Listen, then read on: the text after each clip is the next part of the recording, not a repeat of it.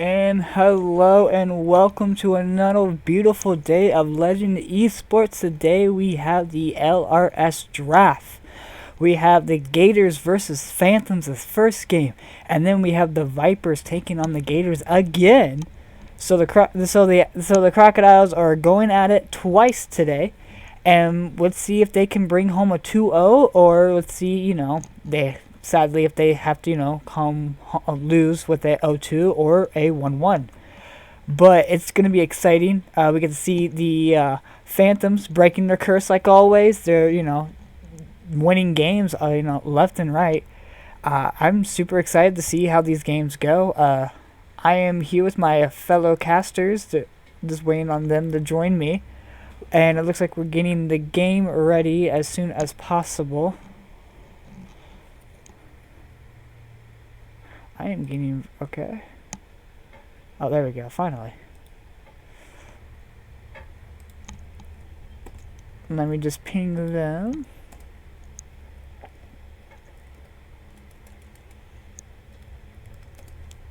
But I am super excited to see how these games go. We got a lot of good players. We have been confirmed that Esmond is now the ADC for Gators, and Darwin Theory is now the mid laner. So that is a huge change, I feel like, because Esmond is an ADC main, and I feel like this meta is perfect for him. What do you guys' comments? Yeah, I agree. Esmond is a really, really good ADC. I don't know why he was like in mid lane, but I if it was working for them think before, I he think it'll. was. I think he was in mid lane because they didn't have much mid laners at the time. I could be wrong. I do not know. I mean, they have Darwin and Tin. Like Darwin plays mid lane, Tin plays mid lane. I mean, I don't know. Maybe he just wanted to try it out Maybe. because, draft is for fun and all. But Kind of didn't hear what you said at first, but I agree. Esmond's a pretty alright ADC. I've never seen him outside of the ADC role though, so I can't really say much. Yeah. But and then you also have. Don't forget you have the Phantoms. You have Dark Angel in the mid lane. He has been showing up multiple times for the Phantoms. So I feel like he is also a person you have to keep your eye on. For sure, that guy plays lots of assassins. They're pretty meta right now, so Well, sure he'll be able to do something. he pulled out. I think forget what stream game it was, but I think he his played. Yoan game was really, really Yeah, good last week. that's what the Yon. He pulled out Yon and he just wreaked havoc. I forget what team he was going up against, but it Mm. was just I well, think it was whatever team G Dasic is on. Vipers. Yeah, I mean they Okay, did lose that game, but but he tried his hardest though. yeah, exactly. And that's all you really need from your players. Like it's just you come in, you try your best. Sometimes you win some, sometimes you lose some. You can't always win every game. It's just you just have to take it from a learning experience. Yes, and Grotus. Oh, bet for sure. Okay. We are actually live right now. We're just waiting for the players to get ready up. It looks like we're waiting on the Gators to get in here. And then we should be able to get going. But any thoughts on both these games today? Like I said before, we're gonna be seeing Gators twice, playing today. I think it's gonna be super excited. Because not only do they get to go up against the Phantoms, but they also get to go up against the Vipers. And Vipers is number one in the LRS draft right now. They have overtaken the Rattlers. I think Yeah, they're with looking the good with it. Sorry, go ahead, Meanie. Yeah, I think with the roll up with Esmond to ADC, I think that they can actually put up a good fight and maybe even win. I don't know. Or- Newbie Jung is like a really, really good jungler. Mm-hmm. Butters is pretty good. Like, they got Kenton, Esmonds. Rouge Ronin isn't like a bad jungler by any means. You have Cannington up in the top lane. He always pulls out either he pulls out the meta stuff or he pulls out the crazy stuff like Aphilio's top, and we have seen him destroy other top laners with those kind of picks. So it's just interesting to see how is the how they're gonna play out. Right. Mm-hmm. Yeah, from personal experience, playing and working with Kenneton, I know he's got a lot of things up his sleeve that he can play and pull out. So I'd like to watch him play. I've actually don't think I've caught a live stream game of his before, so pretty pumped myself. Mm-hmm. Excited to cast it nonetheless. Yeah, I'm excited. Yeah, I'm excited to see Dark Angel play again. He looked really good last week. Did you take some notes on his Yone gameplay? I know yours could use some work. Ooh. Is that a little too close to home, Beanie, or what?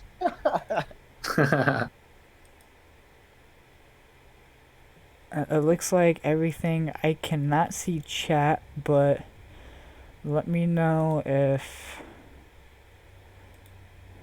anyone needs links or anything like that. Do you guys have the spectate link? Yep. I do not. I do not. Okay, I have it. Let me send it to you. Thank you, sir. I'll send it to you too, Beanie, just in case. Alright, thank you. Oh, did they make a new one? Did they? I do not know. No, they did not. No, they did not. It was the same one. Awesome. Okay. It looks like we're just waiting on both sides to ready up. If you guys can see chat, let them know. I cannot see chat. I can't But see we chat either. okay, so yes. Okay, it looks like they are ready and they are banning, so I'll send you guys over to the pick and ban phase and let's get this game started. All right.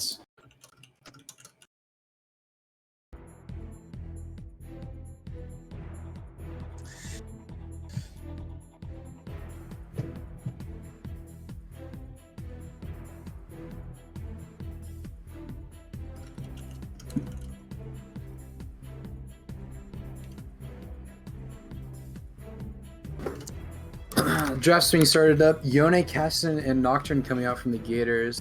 Phantoms in turn responding with Jax, Tristana, and Kayn. All very powerful meta champions right now, especially the Kayn and Tristana, personally speaking. Gators have the Ezreal first pick opened up. Take it. Let's see what Phantoms pick with their red 1, red blue, or red 1, red 2 pick. Nothing hovered yet so far. Pretty standard bans from both sides. Like I said earlier, Dark Angel's Yone is really good, so they're taking that away. They're kind of target banning him, 2 bans in round 1, pretty good. Esmond drawing a ban, Jax ban. I like the first pick Ezreal, probably best ADC in the game right now. Xin Zhao, really strong jungler. Good answer to Ezreal because of his ult, kind of speeds up his damage. Especially the long-range dash to Ezreal. Yeah. Really good gap close. Oh, yeah.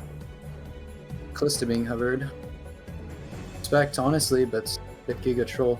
Now, I wonder, do you think the Nocturne ban, is that a Nocturne jungle ban? And Callista was picked up. I think Nocturne is like a 3-way flex, mid-top jungle. He's really good in all 3 of those lanes. So, just getting him out of there removes a lot of flexibility from Phantoms. I think it's a really good ban.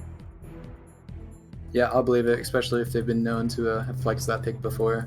I don't know if I like the Kassadin ban because Kassadin isn't really a blindable champion unless you're gonna blind your mid laner, which is doesn't look like they're doing because they're just gonna get counter in jungle with Skarner. Pretty good answer to Xin because if you just ult him and pull him in, he's dead. Nothing you can do. Skarner is super good into Xin Zhao as well as Callista. Skarner loves playing against short range ADC, especially something that he can counter so hard at Callista with the slow. for auto attack jumps. Karma also being picked up for the team. Pretty good bot lane combo. They'll be able to play safe and just scale as much as they need to. Could possibly be a flex mid lane. We don't know yet. For sure. Phantoms have one red side pick left before we go into the second stage of banning. I'd assume they'll just respond with the support as well, but we'll see what they want. I could definitely see a blind mid here. I don't know, just standard answer, you know, Nautilus, Callista, pretty good bot lane. Once they hit level 6, it's a pretty huge spike, right? They have like a complete lockdown. Just ult the Nautilus in, Nautilus ult, Q, auto, like no one can move. Yep, they have a lot of options for sure on how they want to play the game. They definitely look like they want to like lock down that Ezreal and kill him right away with Xin, Callista, whatever that Nautilus Aurelia ban from red side. Shout out 10, the Aurelia 7. Ooh, Kong ban.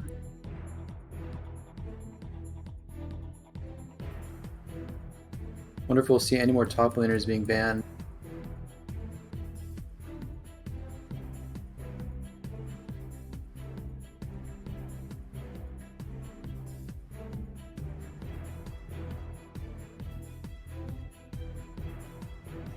Now, what kind of mid laners does a Phantom laner play? Do you know? I think he plays like a lot of like solo carry champions, like, you know, Yone, I guess Sidon, who like got banned, both got banned. He's really, really good on those. Teemo ban, I think that's Gwen actually. Yeah, interesting for sure to see. Gwen. There's no Interesting to see no Viego ban, but there's a huge focus on top side for both these teams, right? They know who's good on the team, right? But yeah, Dark Angel really likes, you know, carry champions like Yon, Cass, Silas, Viego. I'm surprised there's no Viego. Looks like a Mordekaiser blind pick, pretty strong. It's a really good lane bully. Yep, and it's locked in. I'm excited to see that. I don't know what Tin will be picking into it. I'm excited to see the top lane matchup. I wonder... I don't think they'll pick any other tanks for him, but he's got some other bruisers plays. I doubt he'll pick Riven though, although I'd love to see him play Riven. That'd be amazing. I mean, they blinded Mordekaiser, so hopefully, okay, and Alistar. So yeah, probably a Karma mid if they lock in Alistar here, and that's his top lane. I mean, they look like they have like a really scaly comp, right? Like they're gonna be super strong late game. Ezreal's Q's gonna be doing like 500 plus damage. Braum. They did go with the Braum though, which I think is better against the Alistar. Again, as opposed to the Alistar, I think it helps survive the bot in engage. Right. Better than an Alistar would.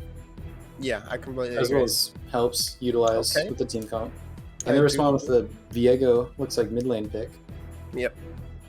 Is that something Viego. like have we seen him pull mid lane Viego out yet?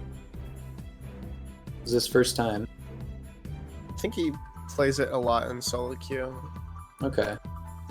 I'm excited to see how that'll work out. Yeah, so with these drafts, I think like Gators very clearly they want to play safe mid game, and they have, I guess, Karma and Ezreal to be like, you know, we're not that weak in the mid game, and then in late game they can have Nasus and Ezreal and Karma. They'll start putting out huge amounts of damage into, like, you know, yeah. Phantoms, I think they definitely have more early oriented. Actually, I'm not entirely sure because they do have Callista. Callista's not really that good early, I don't think. Mordekaiser hits his spike on like 2 or 3 items when he just becomes tanky and unkillable. Viego's kind of strong at all stages of the game. I really like Viego. He's probably like best AD mid right now. Xin is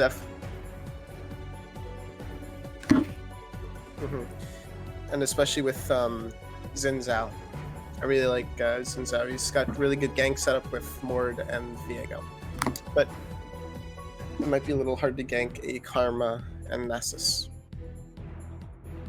For sure, but I do agree on the side of Phantoms, I would say they have gank setup in every single one of their lanes. So Xin Zhao has a lot of options, which is also going to make his pathing a lot more unpredictable than drafting something where they can just rule out what lanes he's going to play around, but based off how well the setup is there. So it's going to leave Gators guessing, and they're just going to have to try their best to just know where he is on the map and just play around that to hopefully get to the mid-late game while they're just scaling. Who would you give the draft to? Who do you think won? Who ended up with the better team? So I would say, assuming Gators doesn't die early, say they're not down by like 5 kills by the time 15 minutes comes around, I think their draft is better. I think if they just get blown out of the water early game though, then Phantoms are definitely just going to take the game. Because I would expect with a draft like that on the side of Phantoms, if they get any large gold lead early game, they will be able to close the game out. Really easy to with those champions when they're just stronger in all the roles. Yeah, I mean, I completely agree. Like the solo laners on the side of Gators, like Nasus and Karma, like they don't have a whole lot of gank setup, right? Like Nasus, of course, has his Wither, and Karma has like a root. But like Xin Zhao has kind of his own gank setup with his WEQ combo, like instant knockup, CC, super slow, especially with Mordekaiser and Viego, who have like, Mordekaiser has his E as Death Grasp or whatever it's called, and then Viego has his own stun. So I feel like if they get these solo lane champions ahead, like Viego and Mord, it's gonna be like kind of like they're gonna be invincible, right? Like you can't really kill them if they get too ahead. So yeah, I completely agree with you. I do think Gators have a better draft if they survive the first 15-20 minutes without leaking too much gold. I think they can leak like a kill or two and they'll still be fine, but it just depends on how they play their skirmishes and whatnot. Yep, it's a big game of just not falling too behind early and keeping up and CSing. I hope we get to see one of my favorite combos to do with Mordekaiser is just having the Mordekaiser ult the top laner and just walking in as jungler. It feels so amazing just to be able to sit there and wait for Mord ulti to end to just insta-kill the enemy top laner. As a jungler, I know it's one of the most satisfying things you can do because it's literally the easiest thing you can do. So I really hope I get to see that, but we'll see how it works out when this game starts up. Yeah. So are we going into break?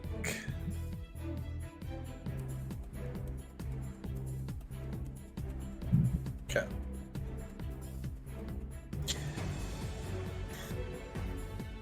Okay. But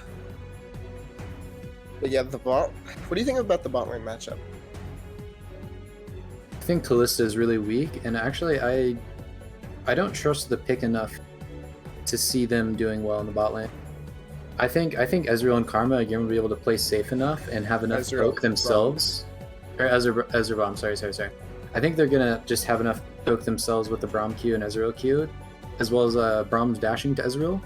Because I can see them just countering a Nautilus engage, but Ezreal Arcane shifting out and then Braum just dashing to him. And their engage is completely negated off that. I don't think we'll actually see many 2v2 bot lane kills. At least from Phantom.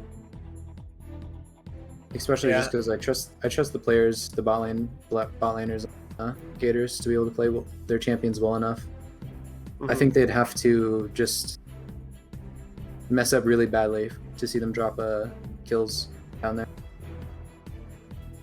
I could see it if like maybe they're past the midpoint of the lane, and then like they get a Nautilus Q, and then like maybe if Xin Zhao is there, but like still Ezreal, just Arcane shift out, and then what are they gonna do, right? Kalista has no real gap close, like right? She has her auto dashes, but yeah, for sure.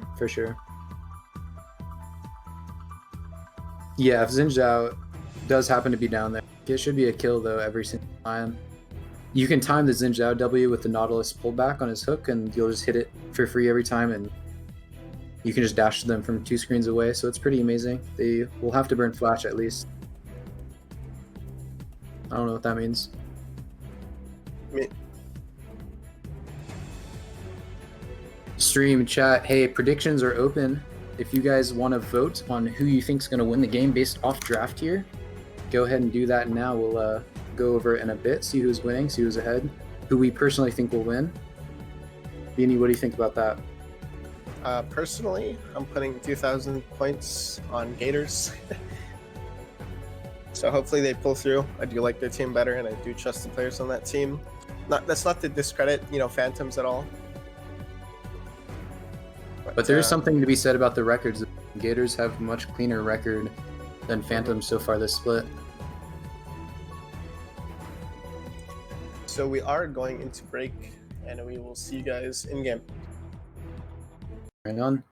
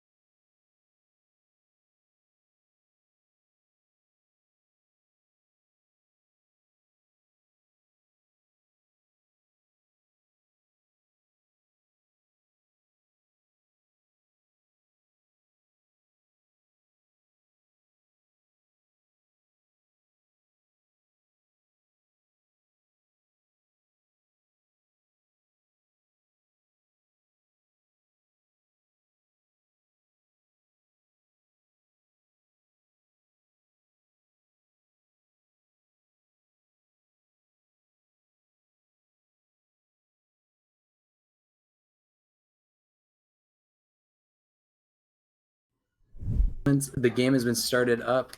Let's see if we see any early invades or just standard 5-pointing coming out from either teams. We see some pings on the map. Looks like something might happen early. No interesting buys yet. We see Esmond on Ezreal has started with Tear the Goddess over a standard Doran's item. I like it. Looks like red side are looking to invade, or maybe just sit there and do nothing. Who knows? Bit bad of the Karma to be not standing up in lane properly to see the invade. They are walking right on top of a ward. So the Gators know exactly where they are. Good of them to have that early ward, I guess. Because they did not opt to 5 points. They walked in bot side early instead. Looks like side got an early ward in the try, so they will probably know where the jungler's starting. I mean, the spawning, everyone's walking to lane. They're all sharing that gold bonus, getting the burner Briar. Or Spire, I guess. Never see that champion. I think he's a good champion. I think he's a cool champion. I'll leave it at that. But yeah, like you said earlier, it's interesting to see the tier start out of Ezreal. It looks like, you know, what we were saying in Champ Select, right? They just want to handshake the lane, not do anything, right? Like, so tier start, get it stacked up early. If you need it, if you get a lead, pick up the Doran's Blade, you know, it's whatever. For sure. I'm also glad to see that Scunner started topside as opposed to getting the bot lane leash, because I think Ezreal and Braum need the lane power to just push them in so they can't be taken advantage of too hard. Because if they lose the early lane power, they can be zoned off XP a bit early. Really great trades coming in.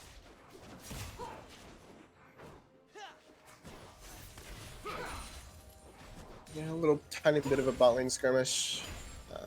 You know, not much gains. Quick stun on. I guess he Nautilus is chunked. Looks like he's looking for another hook. They have the level 2 advantage. Dude, this might be first blood. And that's first blood for the Callista. They're looking for second. Esmond has been chunked. Wow, really good 2v2. And we see a fighting with Rogue Ronin here, trying to invade. Nothing's going to happen. He's going to run away. And Gators used a lot more summoners in that bot fight too. They're set really far behind. Flash, ignite, and heal all out. Quick trade. Stun comes Diego's out. going in. Crouch Conqueror walked away. That's a really good trade for him. And got the cannon. Done Q. So, Karma Nice. did come out on top of that trade. Yeah, she had a good retaliation combo there for sure. On top Nasus lane, farming just- under tower. Going pretty Top even in lane's- CS, you know. Yep. Nasus things. And Ezreal But actually yeah. does have a bit of a CS lead compared to the Callista. She recalled with 11 minions. But yeah, that bot lane skirmish was not the greatest for. Oh, quick fight coming out. Stun. He's going in. He does not have Ignite. Conqueror is procced. But Took a lot of minion aggro there, so Karma is not very sad about that trade, I would say. She has a minions on her side. Zen can't really look mid lane. I think he's just gonna go for a reset. He is. Okay, he canceled. He's walking mid lane, but I don't think anything will happen. They're just shoving her under tower.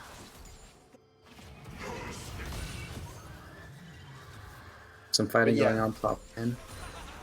I guess we did see like the punishment of, you know, not bringing D-Blade because Ezreal was just so short of killing the Nautilus and making an equal trade. But you know, they are down 3 summoners to 1. You know, flash, ignite, and exhaust for 1 ignite, right? Like That is very true. Maybe they could have killed the Nautilus, but again, Callista did have heal up as well, so yeah. we couldn't really be too sure if that would happen or not. Let's see if Nasus gets this cannon. I think he does, and he stacks it. Well played. Karma's going for a reset. Let's see what build path she goes for. I'm assuming it's just going to be mainly full support Karma, which she sees as Summoner area as the keystone of choice. What kind of mythic do you think is best for her this game, would you say? I definitely think that she could very well go for support, but I could also see her going damage, right? Because they kind of have like kind of a poke. Okay, TP being burnt, Mantra Q, E. Oh, she really wants doesn't go to. off. Yep. She's really looking to Unmissed. fight this guy. She has the pretty- item advantage, so she's really happy Pretty about good it. poke. So yeah, she is going for a supportive build, you know, with the Band of Glass Mirror coming out. Yep. Good Probably like choice. a Moonstone Renewer or something like that. Shirelia's, Can't say, I could see a Shirelia's being really, really good here because with the Skarner and the Nasus, right? Like they need something to close that gap between them because they do have a lot of disengage with Sure. Xin Zhao ult and Nautilus ult as you know disengage or engage. I can For see sure. Shirelia's being really good. Quick trade coming out. Nasus has the level advantage here, but he's just gonna walk away. Mord's a bit strong early champion. Also got the healing cut item, Oblivion Orb. Really good So against popping the Nasus. ulti. Yeah, he's not gonna get nearly as much health from. Also, Nasus's passive is just kind of, negated. Yep. Interesting to see no Steal. ult from Ward. They definitely looked like because- he could have taken him on there, especially because he Yeah. had Xin Zhao hovering. I think Mm-hmm. the right call would have just been ulting him there after that E pull back in. Yep, and they did have vision on Skarner, who is clearing a Ward bot side. Looks like they're just going to go for Drake there with mid prio and sort of bot prio, right? And they know that he's topside now. Yep, Callista is locked in lane, for sure.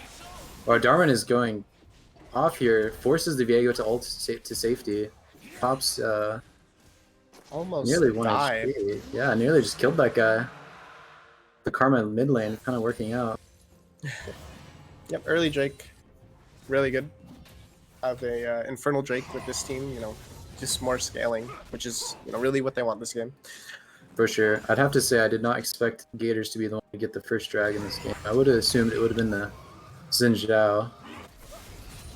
But they took advantage of their lane priority and just went for it. I guess they knew Xin Zhao was on top side of the map. I think they had vision of his bot side jungle. I think So they can just make a safe bet. Phantoms actually really misplayed that because they could have got a kill top lane for it, but they just gave up drag for free. Because I think if the Mordekaiser just ulted there, kept him in there for 2 seconds, he didn't even have to kill him. Right? Because, he doesn't have flash, he has ghosts. And with the Xin Zhao slow, like he's just dead. What can he do? Yeah, especially because, like I was saying, Xin Zhao can just walk up Yeah. to him and be in melee range by the time Nasus gets out of that Mord ultimate. Mm-hmm. Wow, Nautilus looking for an engage. Hook landed. Gonna walk it off. Guardian procced, so not too much damage taken. More trading top lane stun landed. Conquer procced. Diego's gonna take some damage here for sure. He's got the Qs, he got the poke. Darwin is playing this lane really well, I would have to say. He's matching or going ahead in CS against the Viego. Really good for their team. Mm-hmm. I actually think Karma should have a CS lead in this lane, but Viego's not exactly the hardest champion to farm with, so it's no surprise that he's kept up. For sure, he can get the CS. Rogue Ronin just flashing over the wall, burning the flash from Viego there. Wow, I like to see that happen though. That is just good playmaking initiative, trying to take advantage of him. He's looking to get the ulti off. They didn't make it. Top lane, they're whacking each other again. Tin's taking the better of him on these trades though. He does have the item advantage. He has Kindle Gem and Sheen. Mid lane, Viego nearly died again. Viego just ults away. He's lived with 1 HP here. Oh, Skarner being taken advantage of by this bot lane, and they get another kill on the Callista. Ignite burned from the Nautilus. Yeah. That is absolutely huge for the bot lane. Phantom. This Callista pick is really working out. Maybe Phantoms might be getting the better of this. 2 kills. Not much of a gold league. It's only 900. Oh. Yeah, they're engaging on Karma. She is for sure dead here. Look at that. She flashed. They flashed after. He didn't need to, but he wanted to kill. This Callista is got it again, 3-0. This is huge for them. Gators are going to have to start doing something. I mean, they're scaling, but they're bleeding a lot of gold pretty early in the game. Yeah. See nearly 1.6k up. 1.5k gold deficit at 10 minutes, We said, maybe if they last through this early game, then they'll really get going. But, if they keep, dropping gold to this Callista, what can they do, right? Exactly. Phantoms are playing around their team composition very well. Yeah, I like the rotate to jungle, kill this guy. Oh. Ooh. Nasus being pulled in. Here. Looks like he's just gonna walk out. That's just actually winning the trade, exiting when Conqueror's procced. Good play. I mean, he's really kept the wave at a really good spot. He's been under his tower most of the game, so he's just been able to, free farm the minions and sort of sack them. Like the tower's killing them, but it's better than him dying.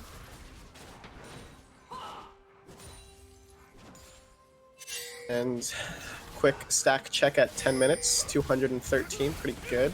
Quick trade coming out in the bot lane here.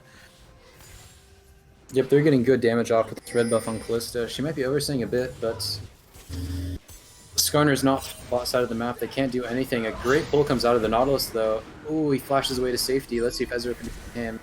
Exhaust. Oh. And that's enough to kill him. Nautilus He gets the trade kill on down. the Nautilus. Or just 1 kill, sorry. Yep. Drop the Herald mid lane just for plates.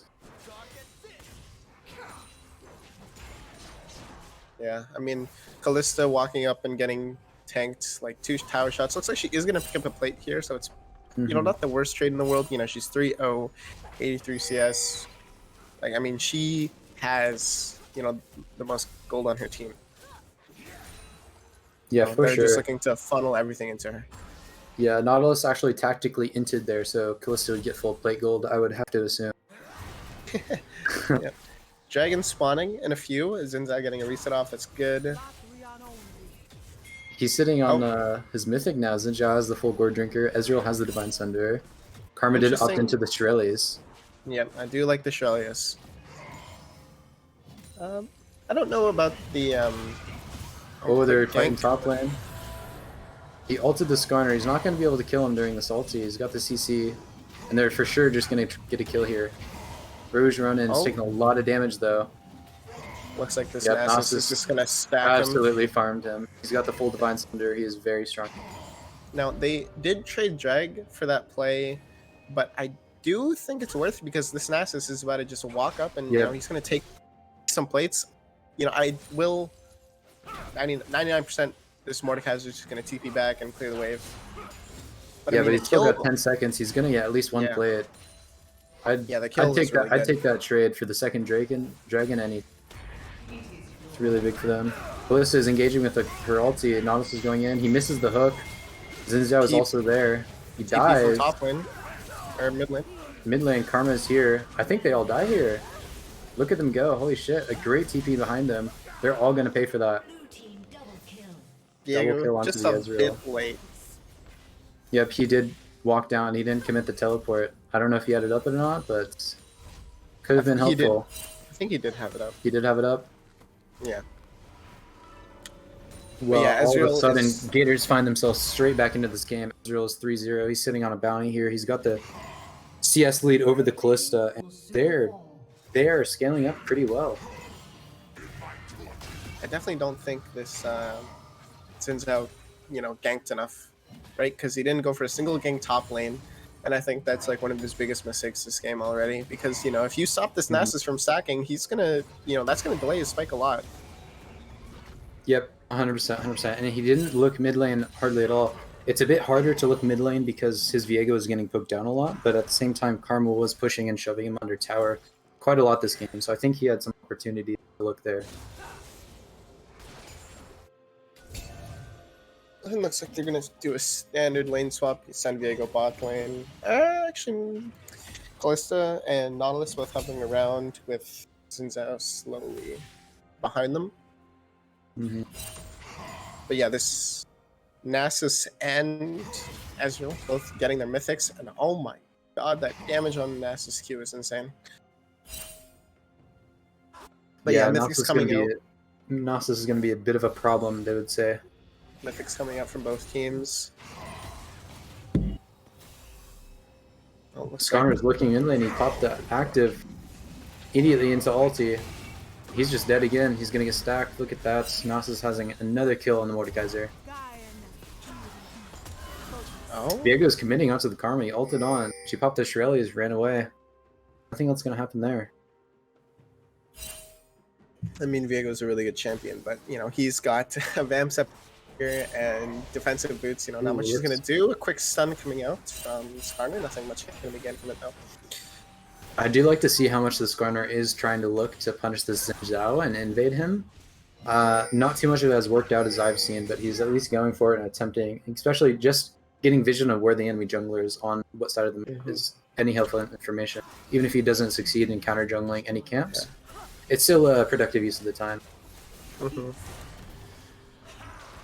Some more scrapping in the mid lane. Karma ults. Oh, and top lane, he's going in. He's going to find himself in a 1v2 here, but he is so strong. He has so many stacks. Another Q is going to take down the Zinzao. He got Mordekaiser ulted. He's low here. He has to kite it out. Let's see what he can do. Another Q. He dodges the Mordekaiser Q, and he stacks him again. A 1v2 double kill from Nasus. Absolutely. This is what happens when, you don't gank early. Like, if you walk in on a 2-0 net. Oh, quick skirmish coming out here. Ults coming up from both supports. Wow, and he's dead. Insane prediction on that Ezreal flash for the Nautilus. And they hook him, too. He's going to die. He's going to fall. He flashed in to try and save him, but nothing else is going to happen. Really Storm good should be play. careful here. Really Amazing good play from double kill. bot lane. Yep. Kalista with the Kraken Slayer. The damage is really good into Braum. You know, if you don't play the lane right early and you give that Kalista lead, then she starts to do her damage. But yeah, a huge bounty picked up for Kalista, so that'll be really, really good for her. Mm-hmm. 7,000 gold, over 1,000 gold difference between the ADCs. But Gators still do find themselves in the overall gold lead here. But I mean, the Gator, like the top lane difference is 2,500 gold difference between top laners, right? He got like 4 or 3 plates and an entire tower to himself. This Nessus is going to be huge in fights. Mm-hmm.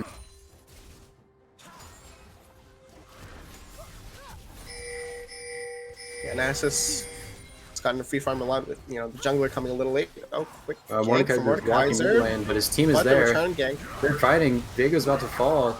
He dies. Their bot lane is there, and the Xin Zhao. They're pulling in. Rogue Running's low. He dies. Xin Zhao flashes in. Karma's down. They're all fighting here.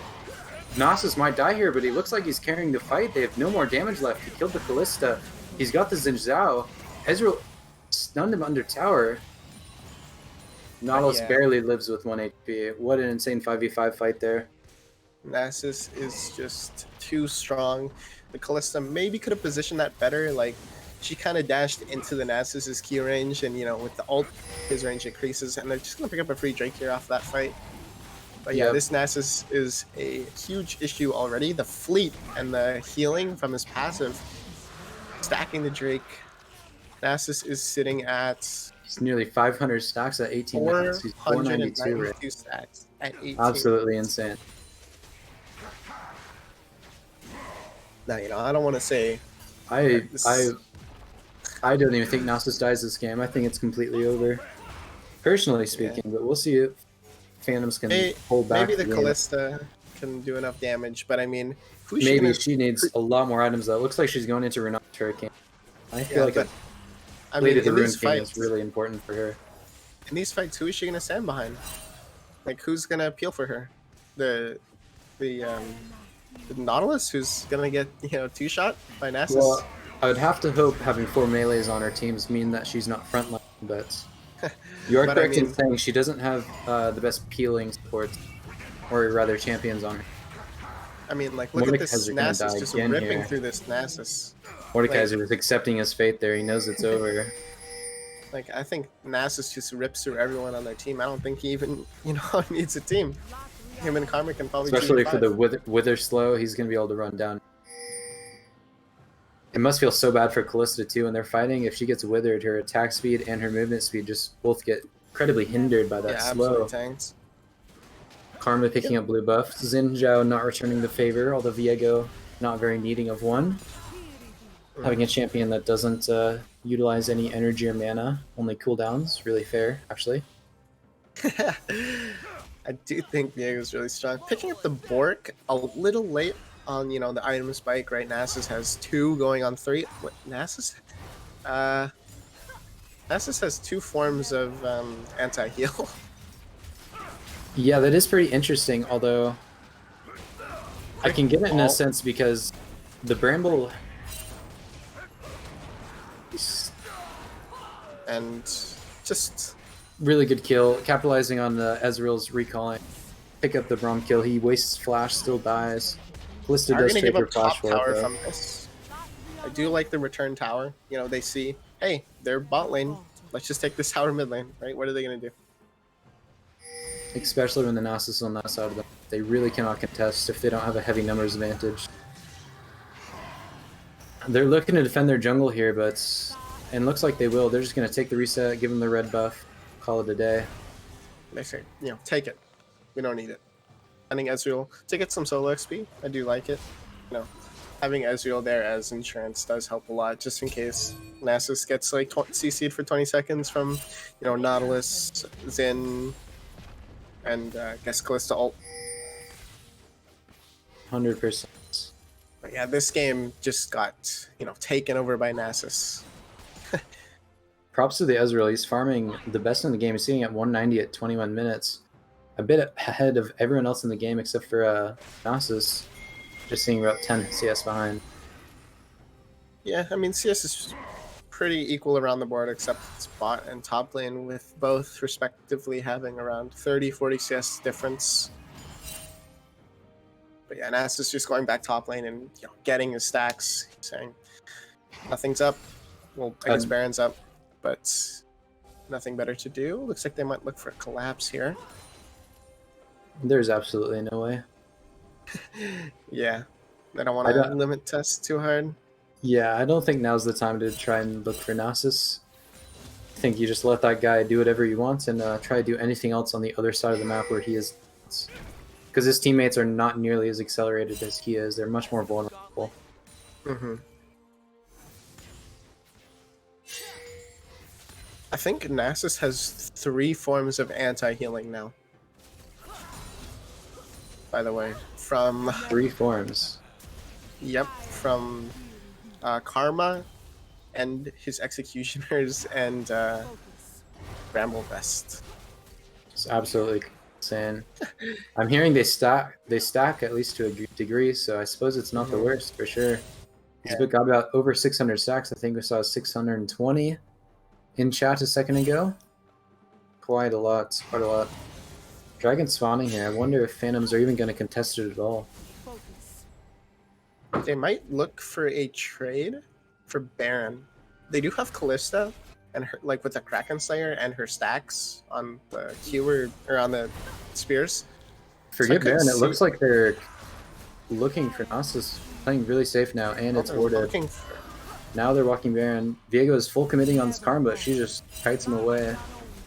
Oh, flash for flash, but Skarner is there. Meanwhile, Phantoms are on the Baron though, but they see them. Nasus and their bot lane is rotating. It's only 3/4 HP, and Nasus is buying time. He's half HP. He's getting absolutely chunked though, and he's dead. Mordekaiser picks up the bounty. Huge ults. They're looking for more here. They pull out the ulti. They flash out. Braum is taking a lot of damage here. He's gonna fall. He gets the ignite off. I don't know if it's gonna be enough with that healing there, and he lives. Karma TP? Absolutely troll TP. That is really disgusting to watch. But they get him off the Baron. They did stop the Baron. But, I mean, Nasus just, like he gets CC'd for 20 minutes and there's not much he can do. Yep, I don't even think he got any Qs off that fight. A lot of CC stacking, he just fell. Started the fight. He probably could have played it a bit slower. I don't think his Braum and Ezreal were quite in position for them to do much damage while he was being focused. I do like that they got Dragon and they stopped the Baron, for what it's worth. I mean, they did give like the Nasus bounty. True, they did have a net loss of the kills, but they did get the Dragon. They're 1 away from Soul here. And, Cloud Soul is going to be absolutely huge on Nasus, right? He's going to click R, it's going to run them down at like Mach 10, and they won't be able to do anything about it. Skarner's going to ult, pull them into their fucking Nexus. Exactly, especially having the Karma too, with her ulti being such a low cooldown. Oh, looks like and look at is in. Runner H. He's going for it. He got the sun. He's going to ulti back. And look at how fast he is. I can't believe it. That was insane. He just pulled him across the entire map, I would say. Free pickup for the Gators there on Nautilus. Nasus splitting bot lane. They might. They're pinging on the Baron. They have the mid crowd. They don't have top pushed out. They do have Nasus splitting bot. The thing is, they don't even need to get Baron here. They can just contest this, and they can force Phantoms to contest this. Where meanwhile, Nasus is just left to split pushing. Really good play by them. I do think this could go south pretty fast if they get if Callista gets going in this fight. Absolutely. We see Nasus here full engaging on Mordekaiser. He's probably going to bring him down. Meanwhile, they're fighting in topside river. Nasus chooses to let him live. Mordekaiser gets out. Skarner is looking again. He walks away. Xin Zhao jumps in though. Oh, he's stunned out. He gets the ulti off, but he's going to fall very shortly. Viego on the flank. He gets one. He has a reset there, killing them all actually. Karma may fall here. Cutting it out really well. Xin Zhao misses the W. She's gonna win this. She has another Q out. Ooh. Absolutely scrappy fight between the two, and they both just had to walk away. They might look for the Baron here. They got their jungler and support on death They timers. Nasus top. Oh my god, that Q damage. They are on the Baron. But yeah, looks like they're Half just gonna HP. No one's take this. contesting. Ezreal's walking towards it. Might look for an ulti. That's about all we can contest. Nasus is teleporting in, but it's going to be way too late. Maybe they pick up a kill. But I think they all walk away. So he's going here. He has ulti. Let's see if he gets it off. Oh, he gets one kill. He falls immediately after. That's another shutdown bounty going towards the Viego. Oh, Callista getting poked hard here. Ezreal doing some good DPS here. That's Karma TPing in again. Let's see if they can get a chase going. Shield comes out. Movement speed. Nautilus might fall here. She gets the root. Nautilus is dead for sure. Connor is looking. He's looking for the Callista. He's got the ulti off on it. And she dies. Look at that. So they're going to use this pressure. They're going to use this numbers advantage. Press on the inhib towers.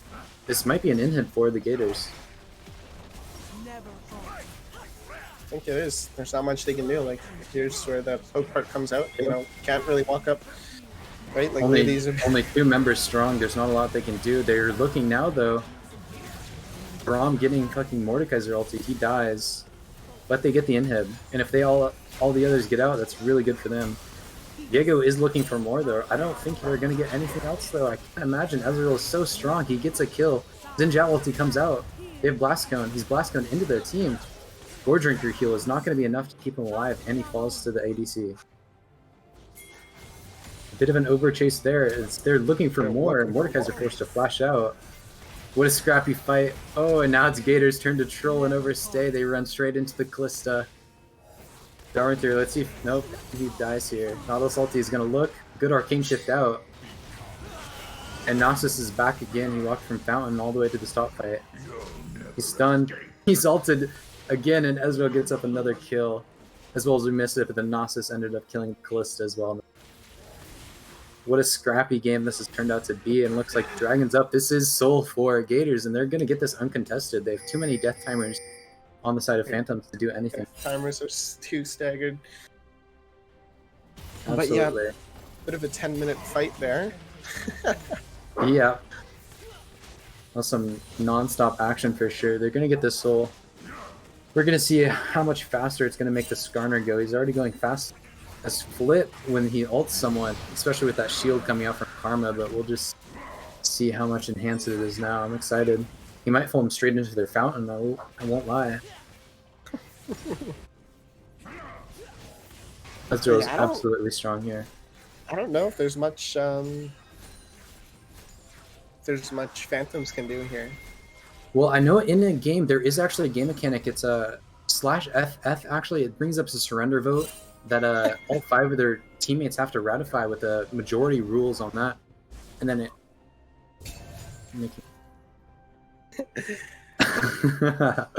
But as I'm getting at here, the game is quite unwinnable for them. Playing against Soul, playing against this Nasus and Ezreal late game, it's absolutely doomed. But we'll see if Gators decide to grief a bit. Yeah, it looks like they didn't go for the safe route. They just said, you know what, we're gonna fight you guys, and we're gonna win. Gators are playing this right there. They're collecting all the gold and experience on the map here, and then they're probably gonna look to group here, clearing all the jungle camps, getting vision, pushing out all the lanes. Game's gonna be decided pretty quickly here. Callista picking up LDR, and Viego picking up his Mythic, finally. Interesting choice. I don't really know if I like the Sunder on Viego, especially against a team like this. I think Shieldbow would definitely be better, or even, you know, Kraken maybe, because they have to rip through this Nasus, and, you know, look at his items. He's got and Hearts, Thornmail. The Callista's going to damage and engage here. Oh, engaging on the Skarner, he flashes out. They're getting absolutely poked to oblivion though. Xin Zhao really low. And an unsuccessful fight there. Both sides. Poke, let's see. Nothing really gained, but a burn. Tower. A burn, both ults. So their defense will be a lot harder, and this poke from Ezreal is absolutely insane. It's got a lot of damage coming in, sure. And I will say this, and the Ulti's coming out on Xin Zhao. He flashes out. Not going to be enough to keep him alive, though. He dies. They get the return kill on the Skarner. Finding some more. He's got Unstoppable. He still falls, though. Support dies on the Nasus Gators, but they just kill everyone. Look at them go. That's a quadra kill for Ezreal. Absolutely insane there. It was a good last desperation attempt to find some kills for the Phantoms, but the game's going to be ending here at 31 minutes. Really good game there. Not the cleanest game in the world, but you know, there was a bit of overstaying and unnecessary fights, I would say. But you know, honestly, I think both teams played around their comps pretty well. I think Phantoms could have done some more early game fighting, but all in all, like their bot lane played the game pretty well. You know what? The opposite of what we predicted actually ended up happening. We said that, or I said anyways, that Ezreal was going to be their mid-game damage, and then Nasus was going to show up late. But you know, Nasus showed up early, one-shotting everyone, and then in late game, Ezreal just said, "I'm gonna Q you for 700 damage, and there's nothing you can do about it." Yep, Ezreal finished some items there. He had some accelerated gold lead there. He became such a problem for their team. Ezreal ended the game 42,000 damage. 42,000. Next closest was Nasus with 26k. Wow, he just blew the damage charts out of the water. Crazy performance by him. Wow. 32-minute game, no less. Yeah, really good damage from Esmond's. Pretty good damage from Karma, actually, too. 21k out damaging everyone on Phantoms. It's funny. Really great game, though. They put up quite the fight, quite the show against the Gators. Yeah. Who you predicted to win. You bet your money on Gators, right? Your points? Yep. I invested 2,000. You know, if I knew how to do that, I would have bet my money on them too. All the marbles. Fortunately, I don't know, though. I'm a bit inept, but... But yeah. My mind, I did seem, though, in this game. A little rough early, you know, the bot 2v2, they did die. You know, Kalista actually does a bit of damage when Braum doesn't block properly. But, okay. So, player of the game vote is open, so you can vote for whoever you think played the best. I am going to vote for Esmond, personally. I think he played really well at, you know, all stages of the game. Early was a bit rough, but, you know, top damage in the game, that's 42,000 in 31 minutes is pretty good. What about you? Who are you voting for player of the game? It's a tough choice. I'm going to have to throw it to the top laner there on the side of Gators. I think he played the lane really well, and I think he played around his item advantages really well. Mm-hmm. Although that could be just as said against the enemy top laner, just not paying enough attention to who had the item advantage in the lane. I know Mordekaiser sat in lane against Nasus, who was not... Mordekaiser was down on items for about like 5 minutes in the lane. He just didn't recall. He was just trying to stay in lane. And I think he ended up dying before he got a reset off, which is just pretty bad for their team, honestly. He's sitting on a lot of gold. He could probably been stronger. Probably wouldn't have died as much, I think.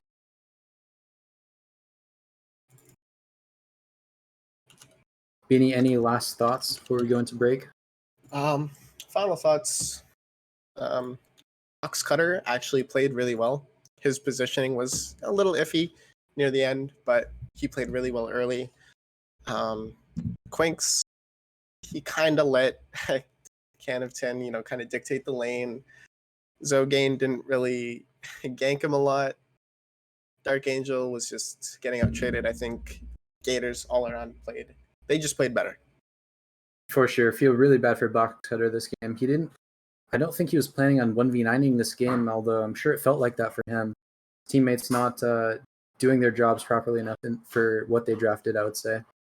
Yeah.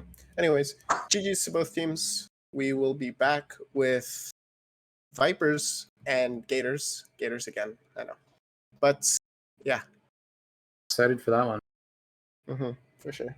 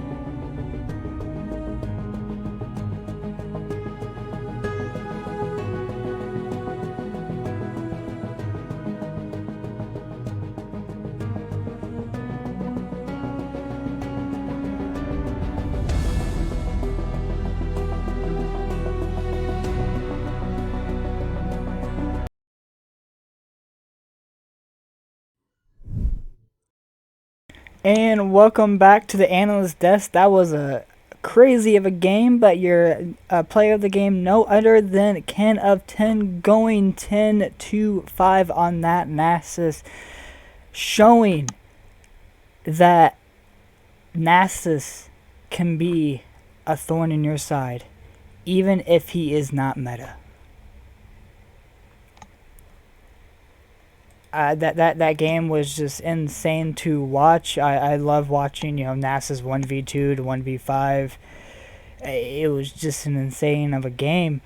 I cannot wait to see what he pulls out in game number 2, because we get to see him on the Rift again, going up against none other than the kings of LRS Draft, standing at the top of it, the Vipers. I'm super excited to see this game. I'm super hyped, and I want to see if the Gators can bring down the top snakes. Can the Gators eat the snakes, or would it be the other around? Can the Vipers consume the Gators? We'll never know until we can get this game running. But it looks like everyone's still trying to get into the lobby.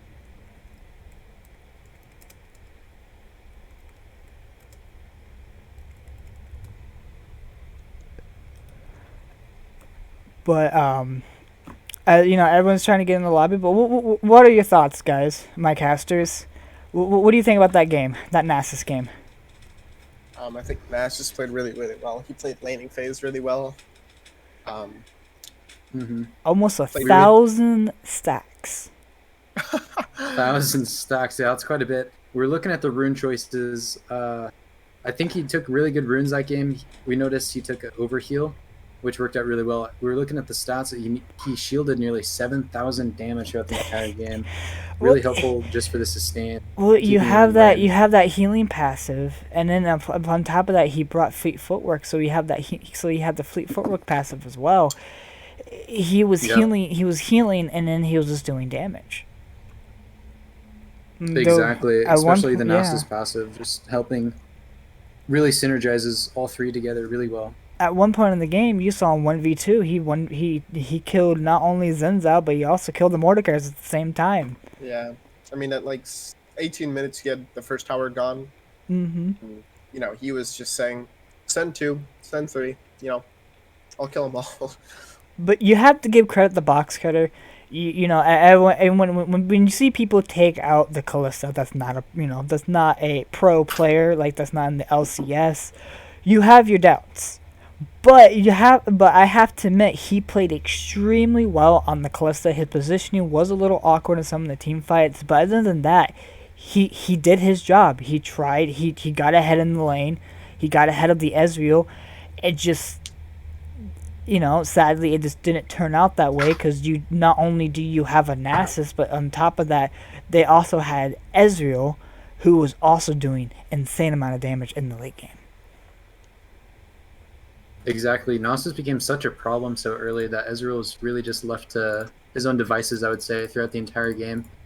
Other than the attention they focused bot lane with I think they got ganked a couple times and they got 2v2'd some, but after that, he was really just left to just scale and farm by himself, and he became such a problem later and didn't have to work for it as much as the Nasus top lane did. He just got it all himself, I would say. I think Ezreal is also just innately stronger because he doesn't need those stacks, and he has Arcane Shift for I guess he has a Pocket Flash for himself, so he has kind of self-sustain, so to speak. But I mean, yeah, he did make a blunder early on where where his support just died, but I do think Espen played really well the whole game. But now, going on the game number 2, as I was talking about earlier, Gators are taking on the kings of LRS Draft, the Vipers. How do you think this match is going to handle? Vipers was on stream last week, and they looked really strong against Phantoms. Gators were on stream, or they just finished their game, and they looked really strong against Phantoms. I think right now with the lane swap, with Esmond AD and Darwin mid, I think that they can take them down. I do think it's possible. But you It's you can't forget about Bifaru, who has went up Buford. again. A bit, is it Bifur? Buford? I have no idea. Bifur? But yeah. But you just can't forget about him. He has hold himself up against Awesome Sheep, who is as well as Esmond, who is Diamond, and has actually beaten not Awesome Sheep in lane. Now Awesome Sheep was on Senna, and I think he was on Ezreal, but still, like if he can hold out against himself against Awesome Sheep, who was in the who was Diamond, I think he can hold himself off against Esmond as well. Okay, apparently it is Buford. Be for okay. Yeah. Gotcha. But Yeah, yeah. I'm excited to see them play. I haven't seen this other team play at all. I've only seen the one game of Gators, but if they keep up the tempo, they keep a good draft plan, I think they'll be able to take the game as well. And then you also don't forget that Protoga is now the support for the Vipers, and Rock on Tower is now the mid lane. We have seen Rock on Tower actually hold his own against these mad lads of mid laners. He hold his own against none other than Sergeant Hades, who is the best mid laner in LRS. Wow, absolutely impressive. Can you explain more on these roster swaps you're talking about? How recently did Vertoga come into the struggle and So Rock and Tower to the mid lane? they did the switch. If I remember, they did the switch when they did the trade for Bifuro. When they traded Awesome Sheep for their new ADC, that's when they did the change. So it was I think it was the last week of trading. So week 5, I think. Week 5, okay. I think we are going into draft very soon. So Yeah, we're going in the draft very soon, and also do not forget that G Dasic has also been doing extremely well in the top lane. So him going up against Canna 10, he was considered one of the top 5, top 3 ADCs. So I mean not ADCs, like top laners. So I'm really excited to see how he holds his own against Canna 10 if Canna 10 pulls out that Nasus again. For sure. I'm really rooting for this guy. I'm sure he's gonna dookie all over Can 10. Honestly, that guy's a bit overrated. He just had a lucky game last game, I would say. But yeah, Dazic's gonna absolutely completely destroy agree. this guy. I completely agree. Yep. Beanie's got the inside info. He knows. Can Yep. 10, just lucky game, not very good player. Honestly, rank boosted as well. Say, blurring out the accusation. We'll have to look into that after the games, but But other than that, I feel like it's gonna be an insane matchup. Now I'm hoping to see. I have known that both teams play this champion in particular. I'm not gonna say their name, but I'm hoping that they're gonna pull it out today because I'd love to see this champion on the Rift multiple times. Now I'll give you a hint. Dallas played in the jungle. Interesting. Kidding. You think it's but no, I don't really have a guess because I don't really watch okay. Dallas play the game at all, but I am curious about what they're gonna pick for their team because Dazik is on a secondary account and he's only level 21. I can't imagine he has a lot of champions on that. I think he just said his main got banned, so I do not know if that's correct or not. So yes, he is playing on his SPAG Dazik account. So I'm wondering if he, if he doesn't have all the champions or he has, the champions at least he can play. So we're about ready to see if that's going to affect, Viper's gameplay or not. Yeah, maybe I know you start the game, you get Garen for free, so maybe it's just going to be a Garen top lane angle, to be honest. I heard it's a Garen free week too, so maybe free champion rotation. Yep, you always got to take that into account. Well, do not forget you cannot play free champion rotations in customs. Well, that's just a bit unfair, I would say. You can only play champions you own in customs. It looks like they're about ready to start draft, so I'm gonna hand you guys over and let's get this started. Right on. Okay. Thank you, Wolven. Draft has been started. Vipers are on the clock. What are you predicting for bans? I think we're gonna see Nasus and Gwen banned. Round 1. I'd be surprised if they weren't. Yep, that's a good one, Ben. First Gwen. out. Gator's coming back with the Zillion ban. Let's see what Vipers choose to do now. So they're having the Annie ban. Okay, They Tristana. opt into the Tristana away from Esmond, and they respond with another support ban in Lulu. Vipers have one more ban left to take out Nasus in the first rotation of picks. Let's see if they choose to do that or not. Looks like both teams putting respect on the respectable players. You know, Canatin and Esmond both getting a ban and a Karma ban. Ezreal, not gonna let that slide. First pick. Champion still really good. Viego first pick. I like that. OP champion. The Ezreal first pick on blue side was taken away, so they're going to opt into probably the Nespec first pick in Viego. Gator do respond with the Fiddlesticks jungle and Nautilus support.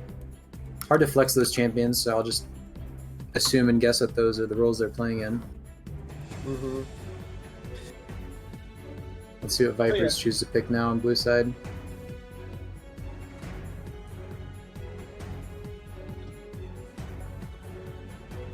Interesting to see. You know, can't really counter a Viego because he's a 3-way flex. Seraphine pickup. I do like Seraphine. I think she's a really good champion. Yep. Long range utility, probably pretty fine into Nautilus. And I do have to say the Fiddlesticks is a good pick into Viego, I would say. All the CC and the fear and the silence is really useful against Viego, and shutting him down and just locking him up to kill. You can have really Using his good teammates. AoE Yep. damage. So Seraphine is going to be locked in. Probably support. Or maybe mid lane if the Viego decides to go, you know, top or jungle. Hope to God it's support. Watching Seraphine mid lane, I might honestly fall asleep, Beanie. You'll have to keep me awake here. I'll try. Third pick, final pick of round 1 for blue Guys, side. could not take any longer to pick in Caitlyn. Caitlyn Seraphine, bit of a long-range bot lane. So Mhm. looking to keep their distance from this Nautilus. Still a So, you pretty know- decent combo there. Yep. There's okay. We'll poke you from over here, and you can sit over there and do whatever you want. Yep. I'm sure Nautilus is going to have a lot of fun just losing his HP pool from 2 screens away. Yep. I always like that. It's my favorite part about playing League of Legends, actually. Not being able to counterplay my opponents whatsoever. And let's see what Gators choose to pick. R3, 4 second round bans. They could blind a top lane, they could match ADC pick, and that's what they do. They pick the Jhin for the bot lane. I do like Jhin, you know, kind of matching the range. Narban for G-Dasic. He did pop off last week on Nar, so it's good to see it banned out. Wonder if we're going to see any top bans Okay. from sides. Silas ban. Okay, Silas from the mid lane, cool. I have to say, I don't think I like the Jhin pick too much. Into that much CC from the Seraphine, it's kind of hard to dodge that. We'll see another Malphite ban coming in from Gators. Vipers with one more ban left before draft starts back up again. See what they choose to do. And it's a Jace ban, actually. Love to see it. Absolutely love to see it. So the Viego is still flexed right now. They don't know where it's going to go, so they'll have to blind top or mid. Mm-hmm. Interesting. Galio mid. Okay. So that's interesting. I don't That know is pretty if I- interesting. It's Don't know if I like that. Beanie, for once in my entire life, I'd have to agree with you here. I don't think Galio mid lane's the move here. They do have some AP damage coming from the Fiddlesticks, so I can kind of see it. And they do also have the engage with Fiddle ulti, but I think there's a lot better combos they could have chose. It looks like it's going to be a Seraphine mid lane, though, as they pick up Morgana, unless it is a Morgana being flexed to jungle range. Can also be that. Diego still might be in solo lane. Morgana jungle even good anymore? You know, it was nerfed, and then honestly, I haven't played it since it was nerfed. I haven't even seen it since it was nerfed, but we'll see what happens. Vipers with one more pick left.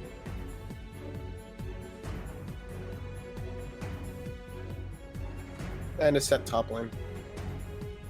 Right? It is So being they covered. are- You are correct. They are giving Canopton the counter pick, playing to their strengths. Of course. And after that performance, probably rage quit if they don't. Let's see what he chooses. He picks the Camille into set. Pretty good matchup, I'm guessing. So Love to it see his does Camille look play. like it's probably a Seraphine mid. I don't know why you would kind of counterpick yourself like that. If they pick, like, because now Galio is like actually a good pick, right? Because if you originally put him against Viego mid, he's just gonna proc Conquer instantly and like just auto you to death. Then there's not really much Galio can do. But now you put Galio against what he wants. It's like a magic damage champion. Maybe if the Seraphine keeps her distance, she'll do fine. For sure. And this draft actually brings up one of the good points of why flex picks are such a good thing, because they show the Caitlyn and Seraphine before they pick Morgana, right? So in Gator's heads, they just see that they obviously know Seraphine can be flex picked, but they also see it as that bot lane combo. So they don't threaten any more support bans, such as the Morgana, in case Vipers were not even wanting to pick Morgana, right? Because they can just opt into the Seraphine Caitlyn lane instead. So they ended up having the Morgana left up, and they pick it with a Caitlyn. Really good bot lane matchup for sure. Always nice to see those draft nuances Right. Of course. come into fruition. So, draft being done, who do you think has the upper hand? Who do you think won draft? Looking at it right now, I'd have to say Vipers won draft. So I think with the Seraphine ulti, with the Set ulti, I think they have good engage and counter engage, and I think they have a lot of damage that'll be able to give Viego a reset, which will help him pop off in any of these teams. Okay. I think I might have to agree with you because, like, what is like Gators have a lot of like solo lane. Well, they have Camille, who's like really good in solo lanes.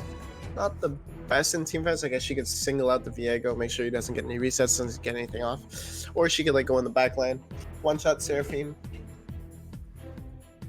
But I do actually like Gators drafts because they have like group CC, kind of with like a Fiddle ults in and Galio ults on top of him.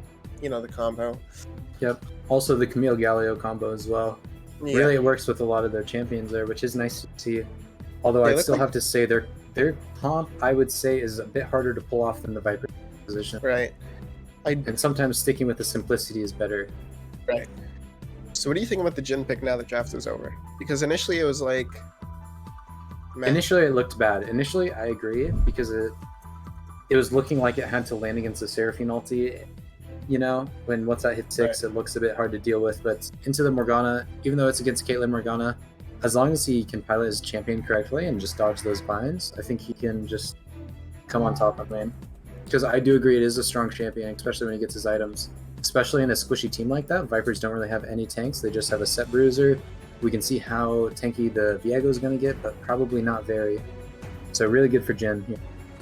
Yeah, I am worried about the amount of shields they're going to get from Seraphine. And like, will Jin be able to rip through it? Like, they don't really have anyone that would build Shield Breaker or Serpent's Fang, the item is called. Yeah, Maybe well, Jin could build Serpent's. I wouldn't put it past him, to be honest. Lethality Jin isn't the best, but I could see like the one lethality item being built on Jin. I think it's all the stats it gives would be completely fine for him. Right. I can definitely see it built, but I don't think it's too... I don't think it's optimal for sure. Yeah. But I definitely... that's the point of a item being situational, right? It's not going to be optimal Right. in every game. It's not going to be optimal to build on any champion just by itself, but against all these shields that he's going to be against, we might see it out.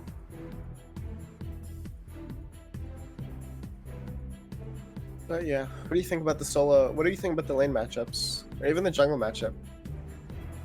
Jungle matchup. Bean, you want to talk about predictions real quick? Yep. predictions are open after drafts. You know, we talked about it. You guys can see it on the screen. Predict who do you think's gonna win? And do you mind giving me a rundown on how to predict which team to win? I'd like to actually participate in that this time. For everyone in Twitch chat on the browser, I don't really know how it works on mobile. There is in the chat at the top, there's a little button that says predict. You can click on it, and then it'll bring up the channel points awards things. You can just click on who will win game 1, and then you can predict however many you want, increments of 10, or you can vote, or you can predict with however many you want. I think I'm gonna go 2000 on Gators again because I like them, and they played really well last game. So, predict who you think's gonna win. Awesome. So it looks like I put literally all of my tokens into Gators winning. I'm begging them not to let me down this game. Not that my virtual tokens mean anything to me, but you know, it'd be sad to see them gone. Right. As you asked me a second ago about this jungle matchup, I'm pretty sure Fiddlesticks is pretty good at Viego, just because it's hard for Viego to full engage on him. Fiddlesticks can fear him away, he can silence him, he can buy a lot of time, and we'll see how they pilot them champions themselves. That's all it really comes down to. But I think Rogue Ronin's feeling pretty happy about the matchup.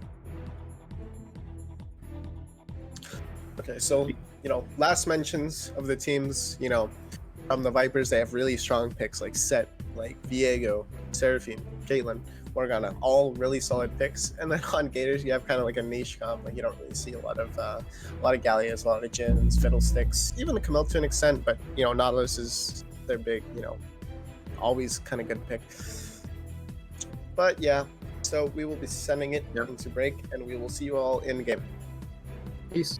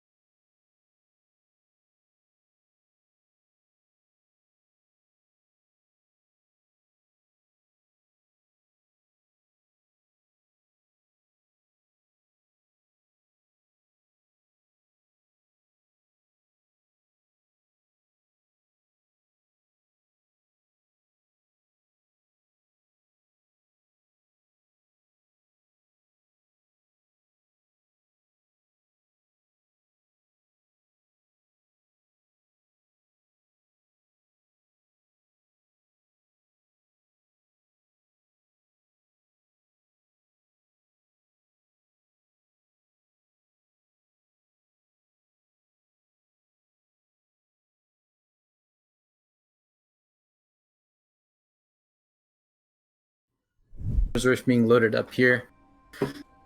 Morgana bringing in the commencing stopwatch, that's to be expected. Fiddlesticks doing the same. Galio actually opting into it as well. I can't say I would have expected that to be a secondary keystone for him, or runestone for him. Or just rune, I guess, my bad. But he opted into it, so we can get a good idea of what they're going to build. Both teams looking for a 5-man invade here. Fortunately, on opposite side of the maps. Beanie, what do you think about this situation ourselves in? I think they're just running around, accomplishing nothing. Maybe they're going for the counter invade. Because Viper's is positioning down. Looks like they're gonna meet, actually. So the Viper's ward on the Raptor camp is really good because Fiddlesticks is always gonna clear the Raptor camp. So that ward is always gonna. And they are walking into each And other. meet. Galio taunt coming out. Lot going on. Dragons have to flash, instant flash. They're getting good poke off. Bind comes out. They have division warded. They're walking in. Pull it back. He's 1 HP. He dies. Caitlyn gets first blood. Nautilus is gonna have to flash out too. That is a huge win for the Vipers. That's this other team, right? Yep. Okay, cool. Bombs burned. Can of Tint burned TP. G-Dasic burned. Flash, Fatoga, and Bufru both flashed. And no sums for the side of Gators bot lane, except So, Ignite.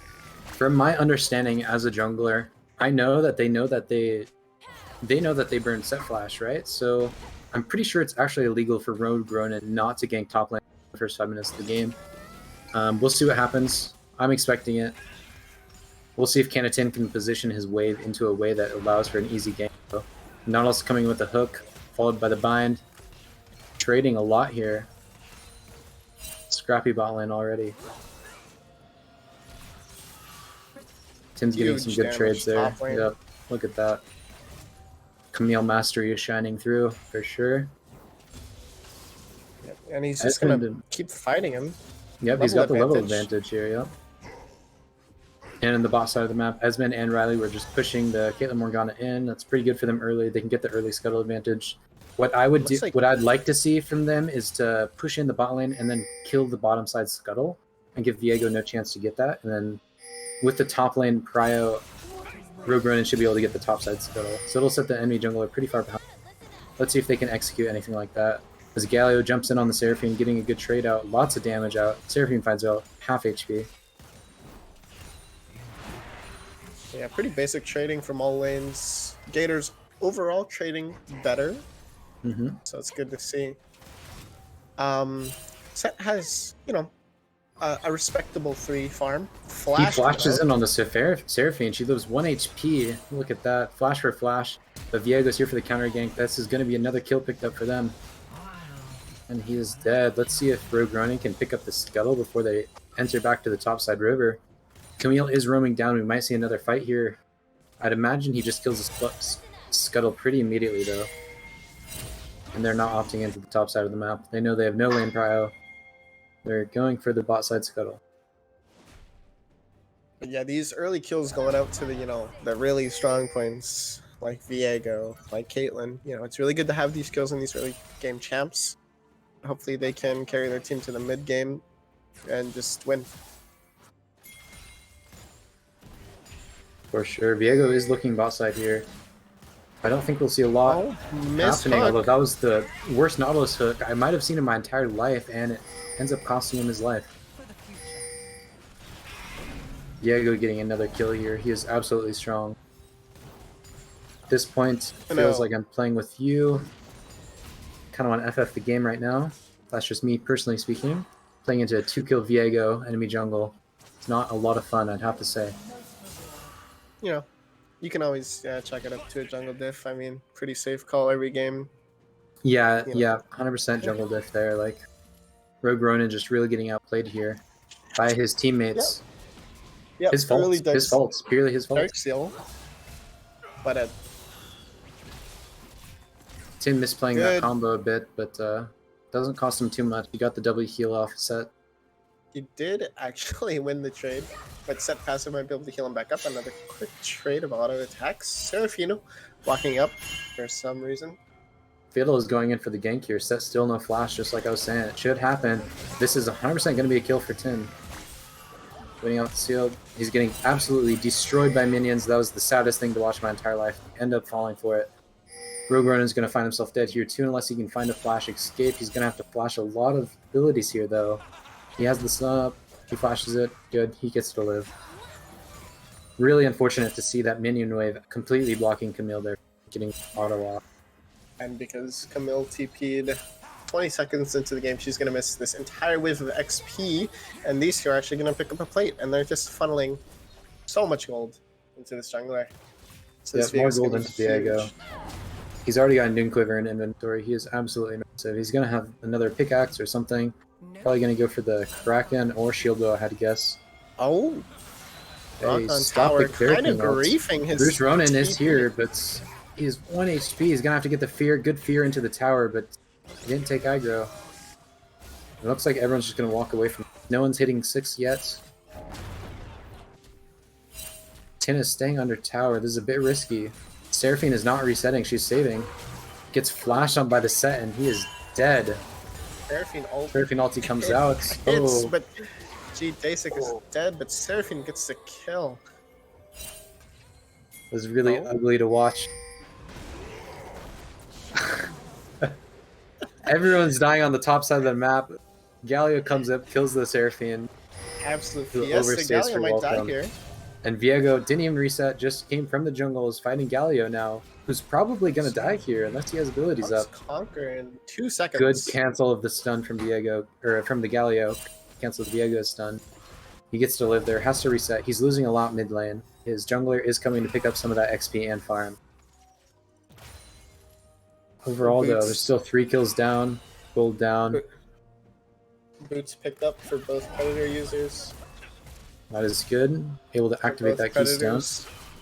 Tin's going to be 6 here pretty soon. Let's see if he's going to look to keep fighting the set here. Who does have the level advantage currently? Seraphine, the Galio is missing some more minions. Finally got back to lane. Still up a bit of CS from the Seraphine, but that's to be expected. Especially with how much both of them are roaming.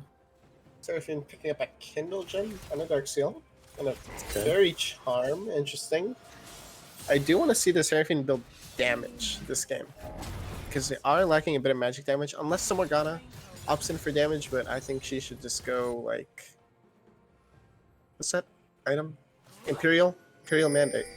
Mm-hmm. Yeah, Seraphine Definitely a good could item go... to pick. And I think I agree with you. I agree with you here on this damage Seraphine, because supportive Seraphine doesn't do as much for the team against the Gators here because they have such a divey... They don't have much of a poke comp or anything like that. So having a support that can just help sustain isn't going to do as much as just having the flat-out damage from the Seraphine. I was going to say maybe she could go into Australia's like Karma did last game, because Australia's is pretty, like, you know, it's not the worst thing on this team because they do have a Viego and a Set who want to be in their face dealing damage. So 100%. maybe we could see Australia's. But with 100%. the tier start, with the tier start, you're kind of like, okay, you're saying that I'm going to build Archangels at some point, flash, Looks like knock up. Oh my Seraphine getting flashed on again. Tin is here. They're 2v2ing. TP He's coming out from teleporting down, though. This is a bit scary. Tin might die here. He's about to die. Gets killed by the Set. Rogue Ronin coming in a bit late. Gets the Viego kill. Set is low. See, they're going to get him, too. Rogue Ronin has an E up. He gets the auto off. Seraphine misses the ulti, unfortunately. Set Galio.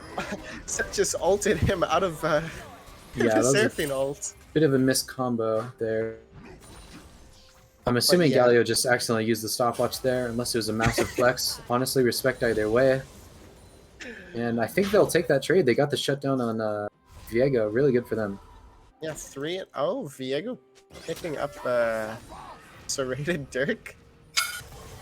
That was interesting. I can't wait to see. I'd assume maybe it's a Edge of Collector? Night Collector, I guess. I've seen Collector built on Viego a bit more earlier into his release. I can't imagine it's the best item he could build as it stands. Forcing has been to pop the heal. Probably would have been a kill there if Kalen had landed that Q onto him. I'm excited to see what this Fiddlesticks ends up doing. He is jungle dipping is what he's ending up doing. Coming He top does lane, he's have got 4 the Dark Predator Seal procs. stacks. They're not going for it though, they know something's Not up. committing. Yep. Yep, Seraphine's there. They know it. He's going to look for some more poke. I'd be careful, though. Viego's there. They now know he's there. And they're just going to look to defend this tower. There's a massive wave, though. They could definitely look for a dive. Frankly, if I were them, I'd think about going in, although none of them have their ultis up. Yeah, none of They're the just gonna ults force from them off the wave. From any of them. TP from Red's side. Galio is looking. Let's see if he does anything. He doesn't have flash up. He's just going to have to run at them. He's got the taunts. Viego's a bit overextended. Has to flash out. Now Canis 10 has to flash out. He's cut off from his team, and now they're just under tower. Square one again. Fiddle 6 ult is coming up. Set's ult is coming up. Viego is coming up. We'll see Viego if now anything has else his happens, ulti or out. they're just gonna let it. Looks like they're just going for the reset. It's really risky for them to try anything right now. It's like, Both mid laners playing so proactively around the top side.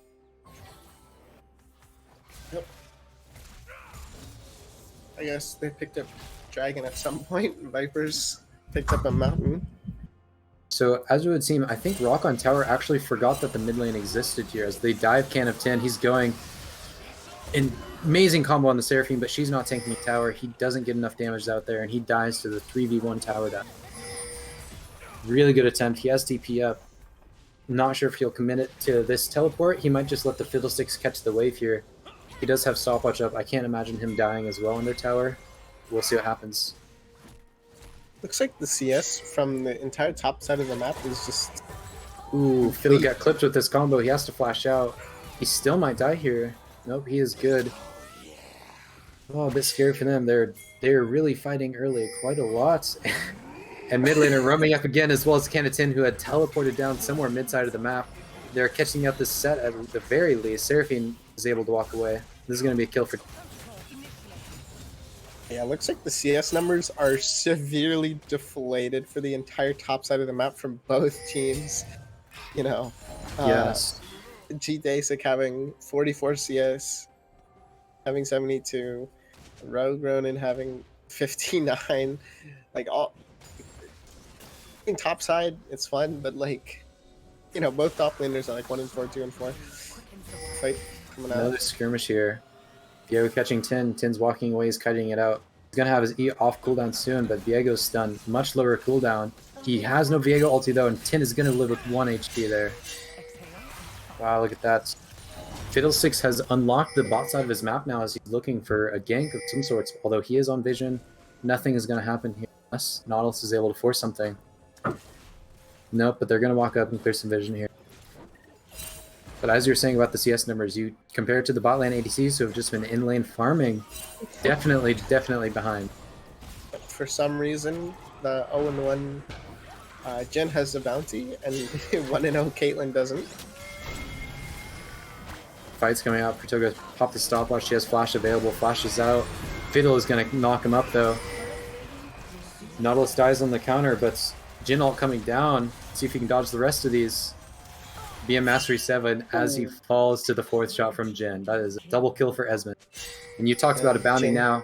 Now he's got a bigger bounty, but much more warranted now, as I would say. Viego might come claim it. As he is, he gets the stun. But the Galio ulti coming down. Look at this. He's going to die here. He's got nothing left. That is a kill for the Galio. Really well played by them. Beautiful ult from Galio. Beautiful ult by Galio. That is amazing that he's on that bottom side of the map. The play. We're going to transition this into a dragon take. Second dragon of the game. Looks like they're still a bit scared there. They know Set is missing in action. They don't know where Seraphine is. They got vision of her now. She forced to flash away. Using the ult defensively, I would say. Now Darwin is caught out here. Has been flash force shot the Seraphine. She dies. Now Set's caught out. Tin is jumping on the Morgana here. Doesn't have stopwatch. Doesn't have flash. Let's see if they catch her. Beautiful CC lock there, and she dies as well. And they get the dragon. Really, really great map play coming out of the Gators. You know, I think this Galio has, you know, his CS 78, not the greatest at all, but oh my god, his map pressure has been insane. He's been bot lane, he's been top lane, he's been helping out, getting kills for his team.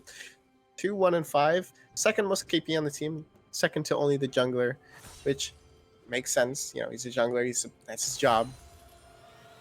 But Galio has had great ults, great roams, great TPs.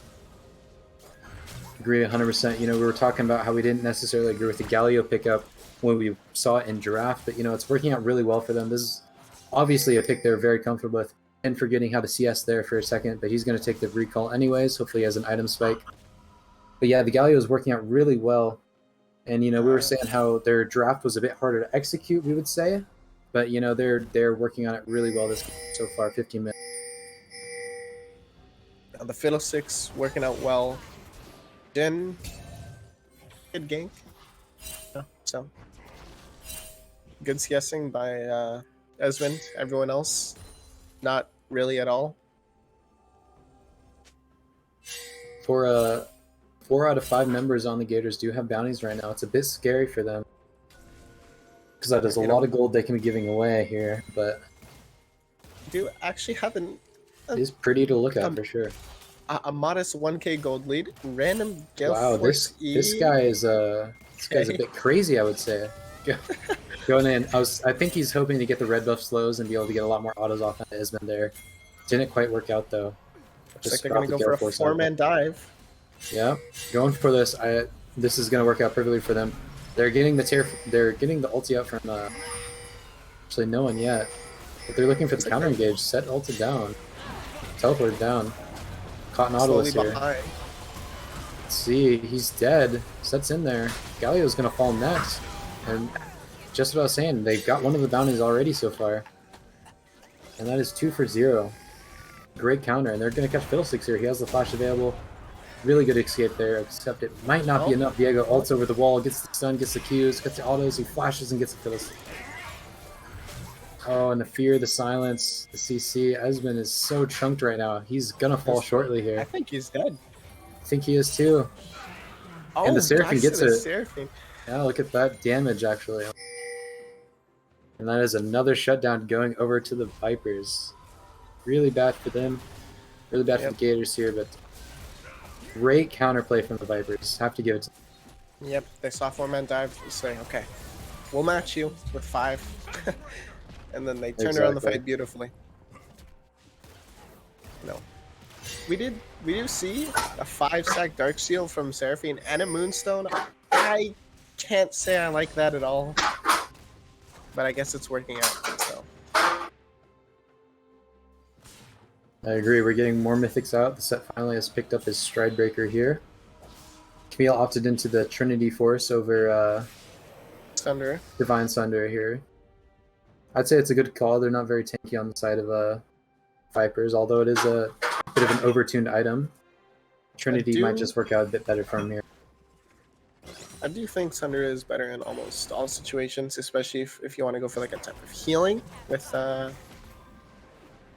Conquer instead of the green one. Yep. It's also good to point out, like, Trinity would offer him a bit more damage. Darwin is predatoring on him. He's not going to get anything, though. Seraphine able to walk away.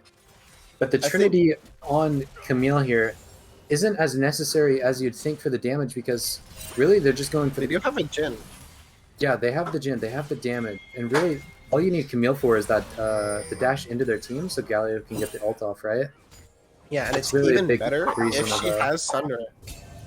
I think Sunder is just better because, you know, when she dives in, she's going to take a lot of damage because obviously she's in front of 5 of them. So if she has like Sunder, well, you know, she's just going to heal it all back, right? Exactly. I see you. Well, maybe not necessarily all of it. A bit egregious, I'd say, but I see the point you're trying to make. Fight coming down here bot lane. Nautilus caught out. Counter engaged by Fiddle, but it's not working out too well. They got the Viego ulti. They get the Viego down. Rogronin's running away. He got the heal out. Coming in. Set is on the flank, but we'll see what happens. Okay. Set gets completely obliterated. Nice root by Esmond there. Let's see if they get anything else here. Not looking like it. They're all dying right before this dragon. It looks like it's going to go over to the Viper. It's a 2 for 2, but, you know, the Gators are Esmond might be caught here. Seraphine flash forward, misses the abilities though. Really scary for them. Looks like he's gonna live there. Okay. A completely grief TP by Darwin. I feel like we've been seeing a lot of those last 2 matches, but yep, nothing happened there other than giving the enemy team 300 gold and more map pressure. Love to see it out of the Gators. I think they stopped the dragon, but they're just going to do it again because now they're up a person. Yep. Dragon is theirs. Yeah. No point in that completely grief TP.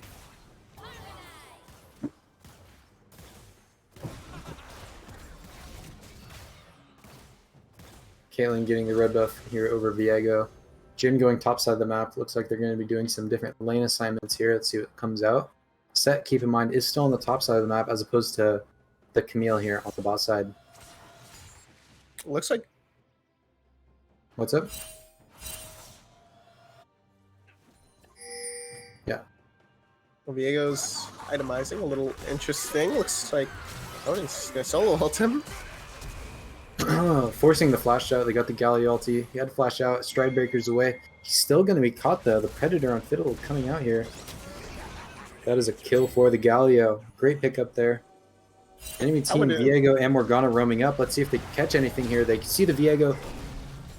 Galio goes down. Just completely CC'd 100-0. Couldn't even move there. Very tragic for them.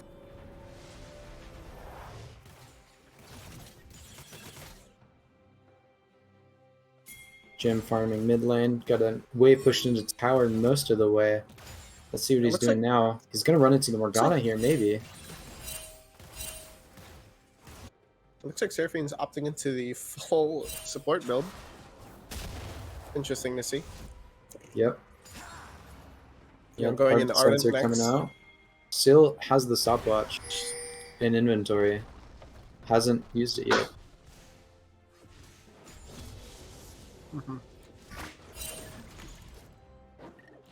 So, the Ardent Sensor basically saying, here, I want my AD carries to do damage. I don't really care about doing damage because there's no huge tank. Okay, quick fight coming out.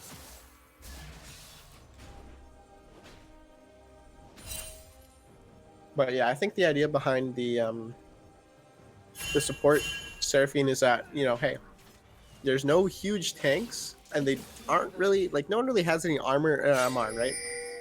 Like, the Galio has a hourglass, and that's, pretty much it. So, we don't really need to... I don't need damage because my team's got it already. I'm just going to support them, and they're going to do all the damage for me, and I'm just going to sit back and flip a team fight with an ult if I feel like it. Yep, I loved watching Nautilus just play his little mini game of clearing enemy vision for the last minute and a half, but now they are grouping 4-man strong on both sides, both teams here on the top side of the map. Let's see if anything's going to happen. They have vision control of their own jungle, but Vipers are again going in trying to clear it, get engaged on by the Fiddlesticks, but nothing comes of it so far. Jin ulti also dropping down, Set teleporting in behind him. Fiddle is caught here, gets the stopwatch out. His team is nowhere nearby though. Stridebreaker, great Seraphine ulti. Oh my goodness, and they are just getting absolutely melted here. That is 2 kills for the Vipers here. They're gonna go for Baron here 100%. Tin is left on the bot side of the map, getting a tier 2 tower. No TP up to join that fight, but still a great net gain for the Vipers here. It's gonna be really hard for them to contest this Baron. I'm not sure what they're gonna do. We see the Jin just taking down the mid lane tower. That's about all they can do. Fight happened. They just got to try and recoup from their losses now. It's like an uncontested Baron being picked up. Camille's still on the spot side of the map. Gotta be careful now. A huge chunk coming from the Set W there.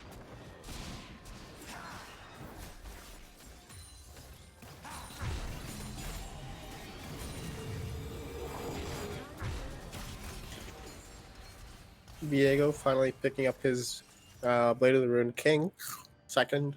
Still sitting on a Shredded Dark, but has picked up a Ruby Crystal. Looks like he will be building into the Night's Edge, like you said earlier. And Jin picking up his Collector, second. And looks like he's going to build Infinity Edge next. I think he'll have a huge damage spike. But, yes, like I said earlier, it's going to be kind of hard from him because of the Seraphine with her shields with Moonstone. Yeah, with their shields. Early vision. Long range abilities. It's going to be hard for him to just do as much damage as he possibly could while being safe. I think Gators are looking really for set up here. Gators, look at them go. They're going for it. They got the port there. They get him. Tin jumping on the ADC here. Amazing pick. Absolutely great teamwork there. 2 free picks right before this dragon. Let's see if they're still going to go for the pick or a steal or something. They still got it in pit. They're not pulling it out of pit at all. Viego can take the blast gun over. He can ult over the wall. They're finally pulling it out of the pit now. Esmond is keeping the fourth shot with the smite. Really great combo. Let's see it happen. Saving it. Yep. But got the smite off uncontested. But yeah, beautiful picks by Gators. Really clean. Huge props to Rogue Ronin for finding himself in that bush disguised as the effigy. Really made that play happen. And 10 jumping into the backline onto the Caitlyn and just ulting her instantly and saying, okay, I'll hold her here, wait for you guys to come kill her. Yeah, Camille did a great job of just picking her target and sticking to it. No one nearby. It's like, are they caught again? Oh, another fight here. Seraphine flashed away, used the ulti. Esmond's drops now. They're under tower. They get the Jhin as well. Seraphine looks like she might live here. They have the Predator chasing her, but the movement speed items, she's getting away. Vine coming out from Morgana. Tin is jumping over the wall. This is a bit scary though. He doesn't have his ulti up. Ulting the target with the black shield. Bit interesting choice as they're going. Huge set W coming out there, getting obliterated in this team fight. Really scary to see. Gators bit off a bit more than they could chew there. 4 out of the 5 members fall. It's like, they're gonna run down Kenna-10. Nothing really much you can do though to Camille. Blast guns away. But yeah, great re-engage and huge damage from set. W just chunked them. It looked like he got the true damage on 3 targets that fight. Could be wrong. Yeah, I think he did. Oh, Yep. Ten going for the pick. He knows he's alone here. Is the ulti up? Gets him. Taking a lot of damage in turn though. This is a bit scary. He has got another E up. He does not miss. He gets the solo kill on Daisy. Really well played. Viego's up here now. Should be fine though. Viego chooses to turn into his topside jungle, clear some camp, rotate down the bot side. it's been an insanely back and forth game, but now the Vipers have said, okay, we're done messing around.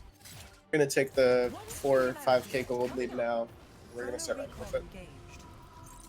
We're just gonna have to hope for the side of Vipers that Caitlyn has her item on recall. We can see ADC Esmond has finished his Infinity Edge. Meanwhile, Caitlyn's still just sitting on 4 components, but we have to assume she has the gold in inventory or nearly in inventory for the item. We'll be able to see after this reset, see who's stronger on the team side. Camille has the Titanic Hydra. She's going into maybe Death's Dance next item. We have a Coalfield's Warhammer and Cloth Armor. Camille Surprisingly enough, for Gators, actually, the Jhin actually has 700 more gold than the Caitlyn. Mm-hmm. Thankfully for her, though, she did have enough money to finish her 3rd item. Yep. Jhin trying to find Ghana here. I don't know what these. It's going to happen. Diego jumping on the Gallier here. Really, really rough time to beat Gallier right now. Getting absolutely hurt. He's going to be ran down. There's nothing he can do. Trying his best to buy time. Season 10 champion is a bit too strong, though. Gators find themselves in a 4v5 right now. Thankfully, no major objectives up. Just a pick for the Vipers. I mean, Gators are starting to bleed out more and more gold, right? Like 5k gold deficit now. They're gonna find themselves hard pressed to fight for another Drake, unless they can make another really good pick like they did last fight. Yeah, but it all comes down to the team play, really. Yeah. 3-manning top while Baron is up. Great. Great macro. Okay, we flashed on the Viego here. Get the engage. They're looking for him. Let's see if he gets away. And he dies. Sek gets ulted into the team. He's going to fall next here. He's not going to get any tree kill, it looks like, and that is 2 picks for them, but they've killed the top in him in return. Baron is spawning soon. We see some pings on that side of the map. Let's see if either of the teams go for it. But yeah, now Jhin is starting to put out some huge damage. Set, actually, in that last fight.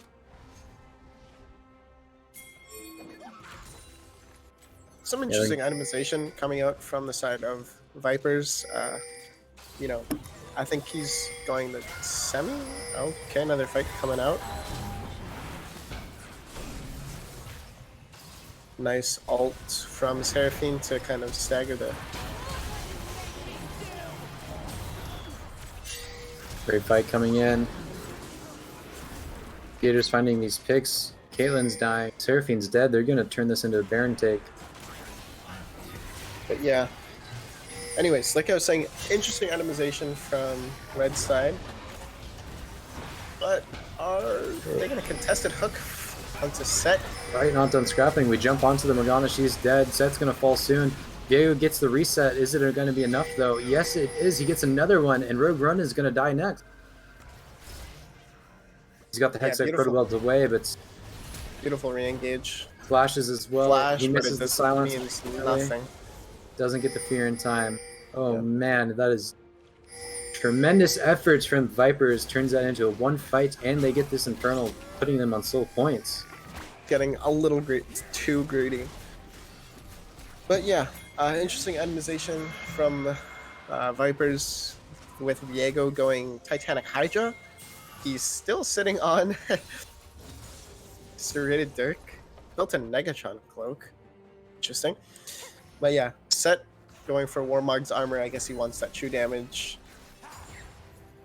And Seraphine built a Medgeized and then immediately died with it. So that's really interesting.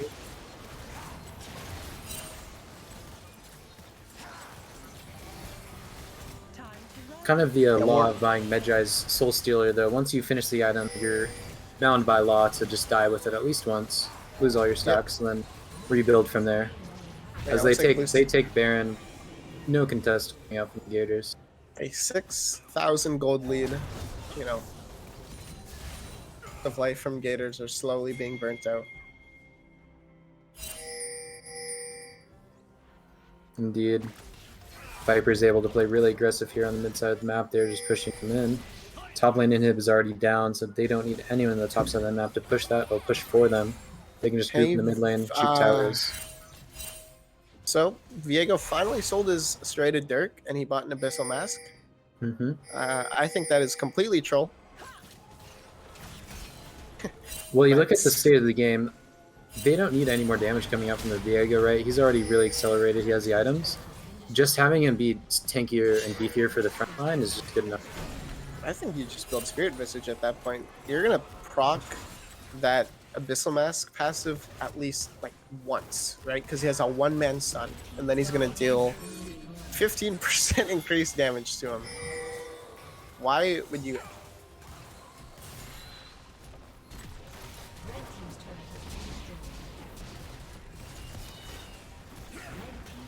You know, maybe down. Full inhib. I think this is just game. I don't know if there's anything Gators can do. I wonder if they even reset here. Or they just go for the end. Gators gonna have to do something to defend their base. Baron triple super waves. A while. Not a whole lot of recall or wave clear. Oh, that is a pick. Nos got out though. They're getting the counter engage though. Look at this Fiddlesticks ulti, absolutely beautiful. Huge. But Viego is still alive and he got the reset. This is really scary for them now. Getting more reset. He is still alive. Rogue Ronin forced to ult here and he's going down as well. That just leaves Jin the 80 carry left up for the side of Gators. Desperate last curtain call attempt to save the game. Not going to be enough. Let's see if he can at least live before the end of the game. Unfortunately, it doesn't look like that, and that is going to be game. Vipers taking home the victory versus the Gators.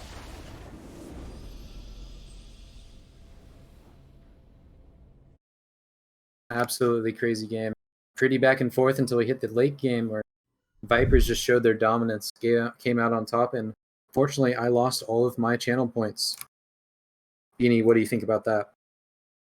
I think they heard that you bet your channel points on them, so they intentionally lost because I don't think any of them really like you. I think they all kind of hate you, but... Well, I can get that, you know, Tin, I've beat that guy in quite a few 1v1s in my day. Rook Ronin, you know, I showed him what was up in the jungle just the other day, so I'd have to agree with you there. They must have heard some way, somehow that I bet channel points on their victory, and they completely tanked the game solely for that reason. But yeah, I think this game was super back and forth. Like in the beginning, the top lane's 10-minute fight for some reason It's interesting. The CS is super deflated now. Both mid laners ending with absolutely atrocious farm. Under 200 at 34 minutes. Completely troll. It was really interesting to see them play topside so back and forth, because what it felt like to me, at least from spectating, was that like one team had they had a victory on the top side of the map, and it's like the other team couldn't live with that, and they had to like divert more resources to then turn the tides of top lane over, and then it felt like that kept going back and forth until they finally decided to redirect their resources bot lane. Mhm. Overall, great game from these guys, though. Have to hand it to them. They did. played their hearts out on the Rift. Yep. Now, who do you think gets player of the game this time? Not that vote is up yet, but in your personal opinion, Beanie, who do you think My we're going to give it personal to? opinion, I think the Vipers jungler played really well. Viper's know how to- jungler.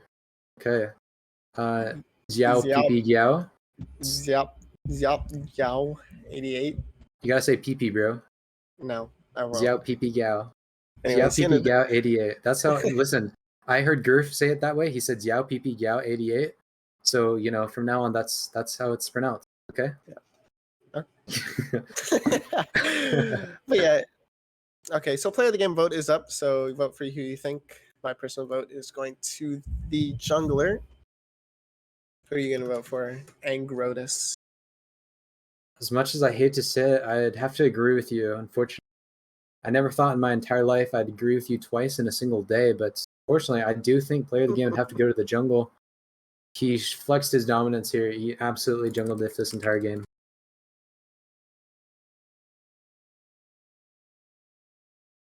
Played really well. Not really sure if the serrated Dirk was actually just a mispurchase, or he wanted to sit on it for the early damage against like like Fiddlesticks and all those other champions. But right.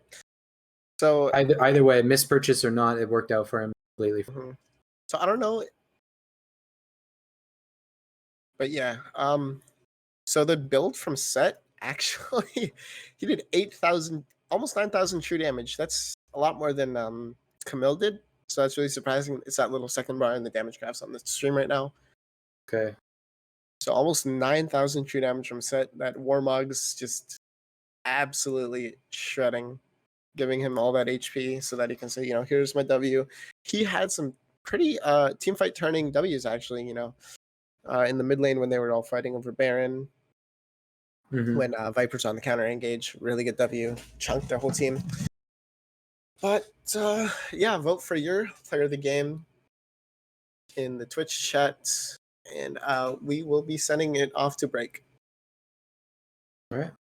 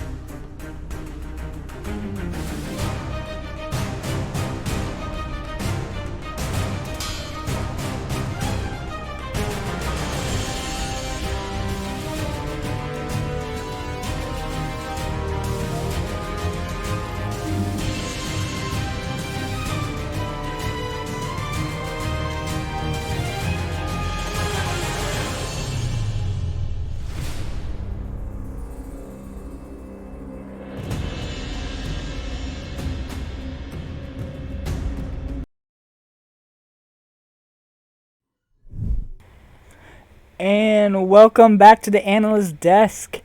We have a lot of information, but beforehand, your player of the game is going to be Zhao PP Gao 88, going 15.58 on that Biego, 192 CS with 16, almost 17k gold.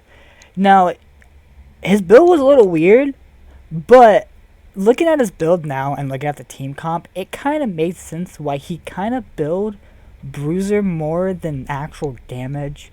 Because just like what my fellow caster and Grota said, he's not looking to do more damage because he just wants to stall. He just wants to stall himself out until he can get inside, become either Galio or Nautilus, or even, Fiddlesticks with Rouge Ronin, and just trying to, survive long enough so he can start using his passive more for his team. Because they had the damage with the set. As you saw, set just goes in and he just W's. And literally, all that true damage was insane. As you saw, he did 8k of true damage. And any thoughts on that game, guys? It was super back and forth. So much happening topside. Really changing up the dynamic of what we were used to seeing. Teams more focused around the mid side and bot side of the map. Of course, for Dragon and Control and whatnot. That game definitely was a bit more diverse. Mm-hmm. But you have to give it to Darwin Theory. That guy was everywhere. He was making plays happen. He was helping his team. There was times where where Zhao thought he could kill Esmond or kill Rouge Ronin, but he's like, Darwin's like, nah, I'm Galio, so I'm here. Yeah, they did get Darwin diffed quite a bit that game, but fortunately it wasn't enough. Did not pan out into the victory. Xiao PP Gao 88 and his team coming out top overall.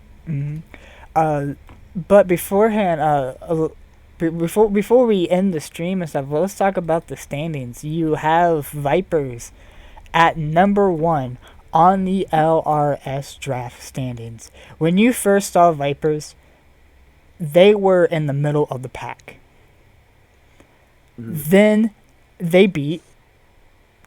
I think first they beat Tigers, because Tigers and Rattlers were at the top, and then after they beat Tigers, they come back and they beat Rattlers, who were at the top, and then they just became number 1, king of the LRS Draft on standings. And then and with going 12-2. Yeah, they worked their way up to the top of the draft. 12-2 record, looking pretty up there. Definitely secured their first place position without a doubt. Strongest team in the draft so far. Mm-hmm. And then excited to see how it plays out. Yeah, and then in second place you have the Rattlers, going 9-4, but super close behind is close to none of them was the Panthers, going 8-6. Like the reason, this is one of the reasons why I love draft, and I love both LAS Draft and LRS Draft. The way it happens is that when you first see the teams when you first see them on the Riff at week 1, you're just like, okay, these teams are looking good, but usually you see the top teams are just like, okay, the top teams are going good, so that means they might improve. But what I love seeing the most is that you see the bottom tier teams, which was the Panthers, which was kind of the Vipers, just come together as an actual team and just saying, no, we are the top team. 100%. It's my favorite thing. 100%. It feels like it happens all the time in draft. First 2 weeks don't really count as much because some of these teams just take times to just gel with each other and mesh well, and then they can improve really rapidly. Some teams more stagnates, I guess, compared to some, and it really shakes things up as the season goes on. Yeah, it's just crazy to see that. It's my favorite thing to see. I love seeing teams come together and draft, and I feel like that's what makes Legend Esports one of my favorite league to compete in, because I love seeing teams like that. I love how they use the draft as to improve players as a whole. It's fantastic. But other than that, do not forget to check out the stream tomorrow. It's going to be DAA versus BSG. So Divine Ascension versus Backseat Gaming. It's going to, sadly, I won't be able to watch it on stream since I'll be in my pre-made games myself going against Rodham. But that is a game you guys should tune in. DAA has been showing up multiple times. And of course, Backseat Gaming is right behind PvE and the standings. So do not forget to check out those games, that series tomorrow, and I will see you guys all next week on Tuesday for playoffs. Actually, so I cannot wait. Playoffs start next week. I am super excited. That is gonna be hype. Cannot wait for that. Definitely gonna tune in for that. Definitely. So next week, next week we have playoffs for playoffs for the LAS draft, playoffs for the LRS draft, and I think the LAS pre-made is also starting their playoffs next week as well. I could be wrong. I have to check the schedule, but I think next week we have 3 leagues going into playoffs. I don't know about the other leagues, so I think on Thursday, I think the LRS pre-made is already starting their playoffs this week, but I could be wrong. I do not remember. But yeah, it's already playoffs already. It's kind of sad to see the season is ending. The split is ending soon, but I just can't wait. I'm gonna be honest. I actually had no idea the regular season was ending so soon. I'm in 2 of these 3 leagues that we just talked about, and I had no idea playoffs was next week. But that's definitely giving me something to look forward to. Gonna have to help whip my team into shape for these upcoming games. That is true. That's why I have to throw me some support. Gonna go for 2 split wins this year. You're gonna go for 2 wins this year. I can't wait to see it. I don't know if you heard, but I found myself actually recently put into a Backseat Gaming. Yes, so you're gonna be on stream tomorrow then? Yes, actually, as it would turn out, I am going to be on stream just as a player. I don't know who's going to be casting, but they're going to have a lot of fun. I'm going to be jungle gapping. It's Salt. The absolute Salt is the streamer. Out of some players. Yeah, I think Salt is the streamer, and I do not know who the casters are yet. But yeah, that's gonna be an amazing series to watch. I cannot wait. It's gonna be a lot of fun. But I'm gonna send off. But I hope you guys all enjoy the games we had tonight. Do not forget to tune in tomorrow. LAS pre-made, DAA versus BSG, Divine Ascension versus Backseat Gaming. It's gonna be an amazing series, guys. You have to check it out. But till then, see ya.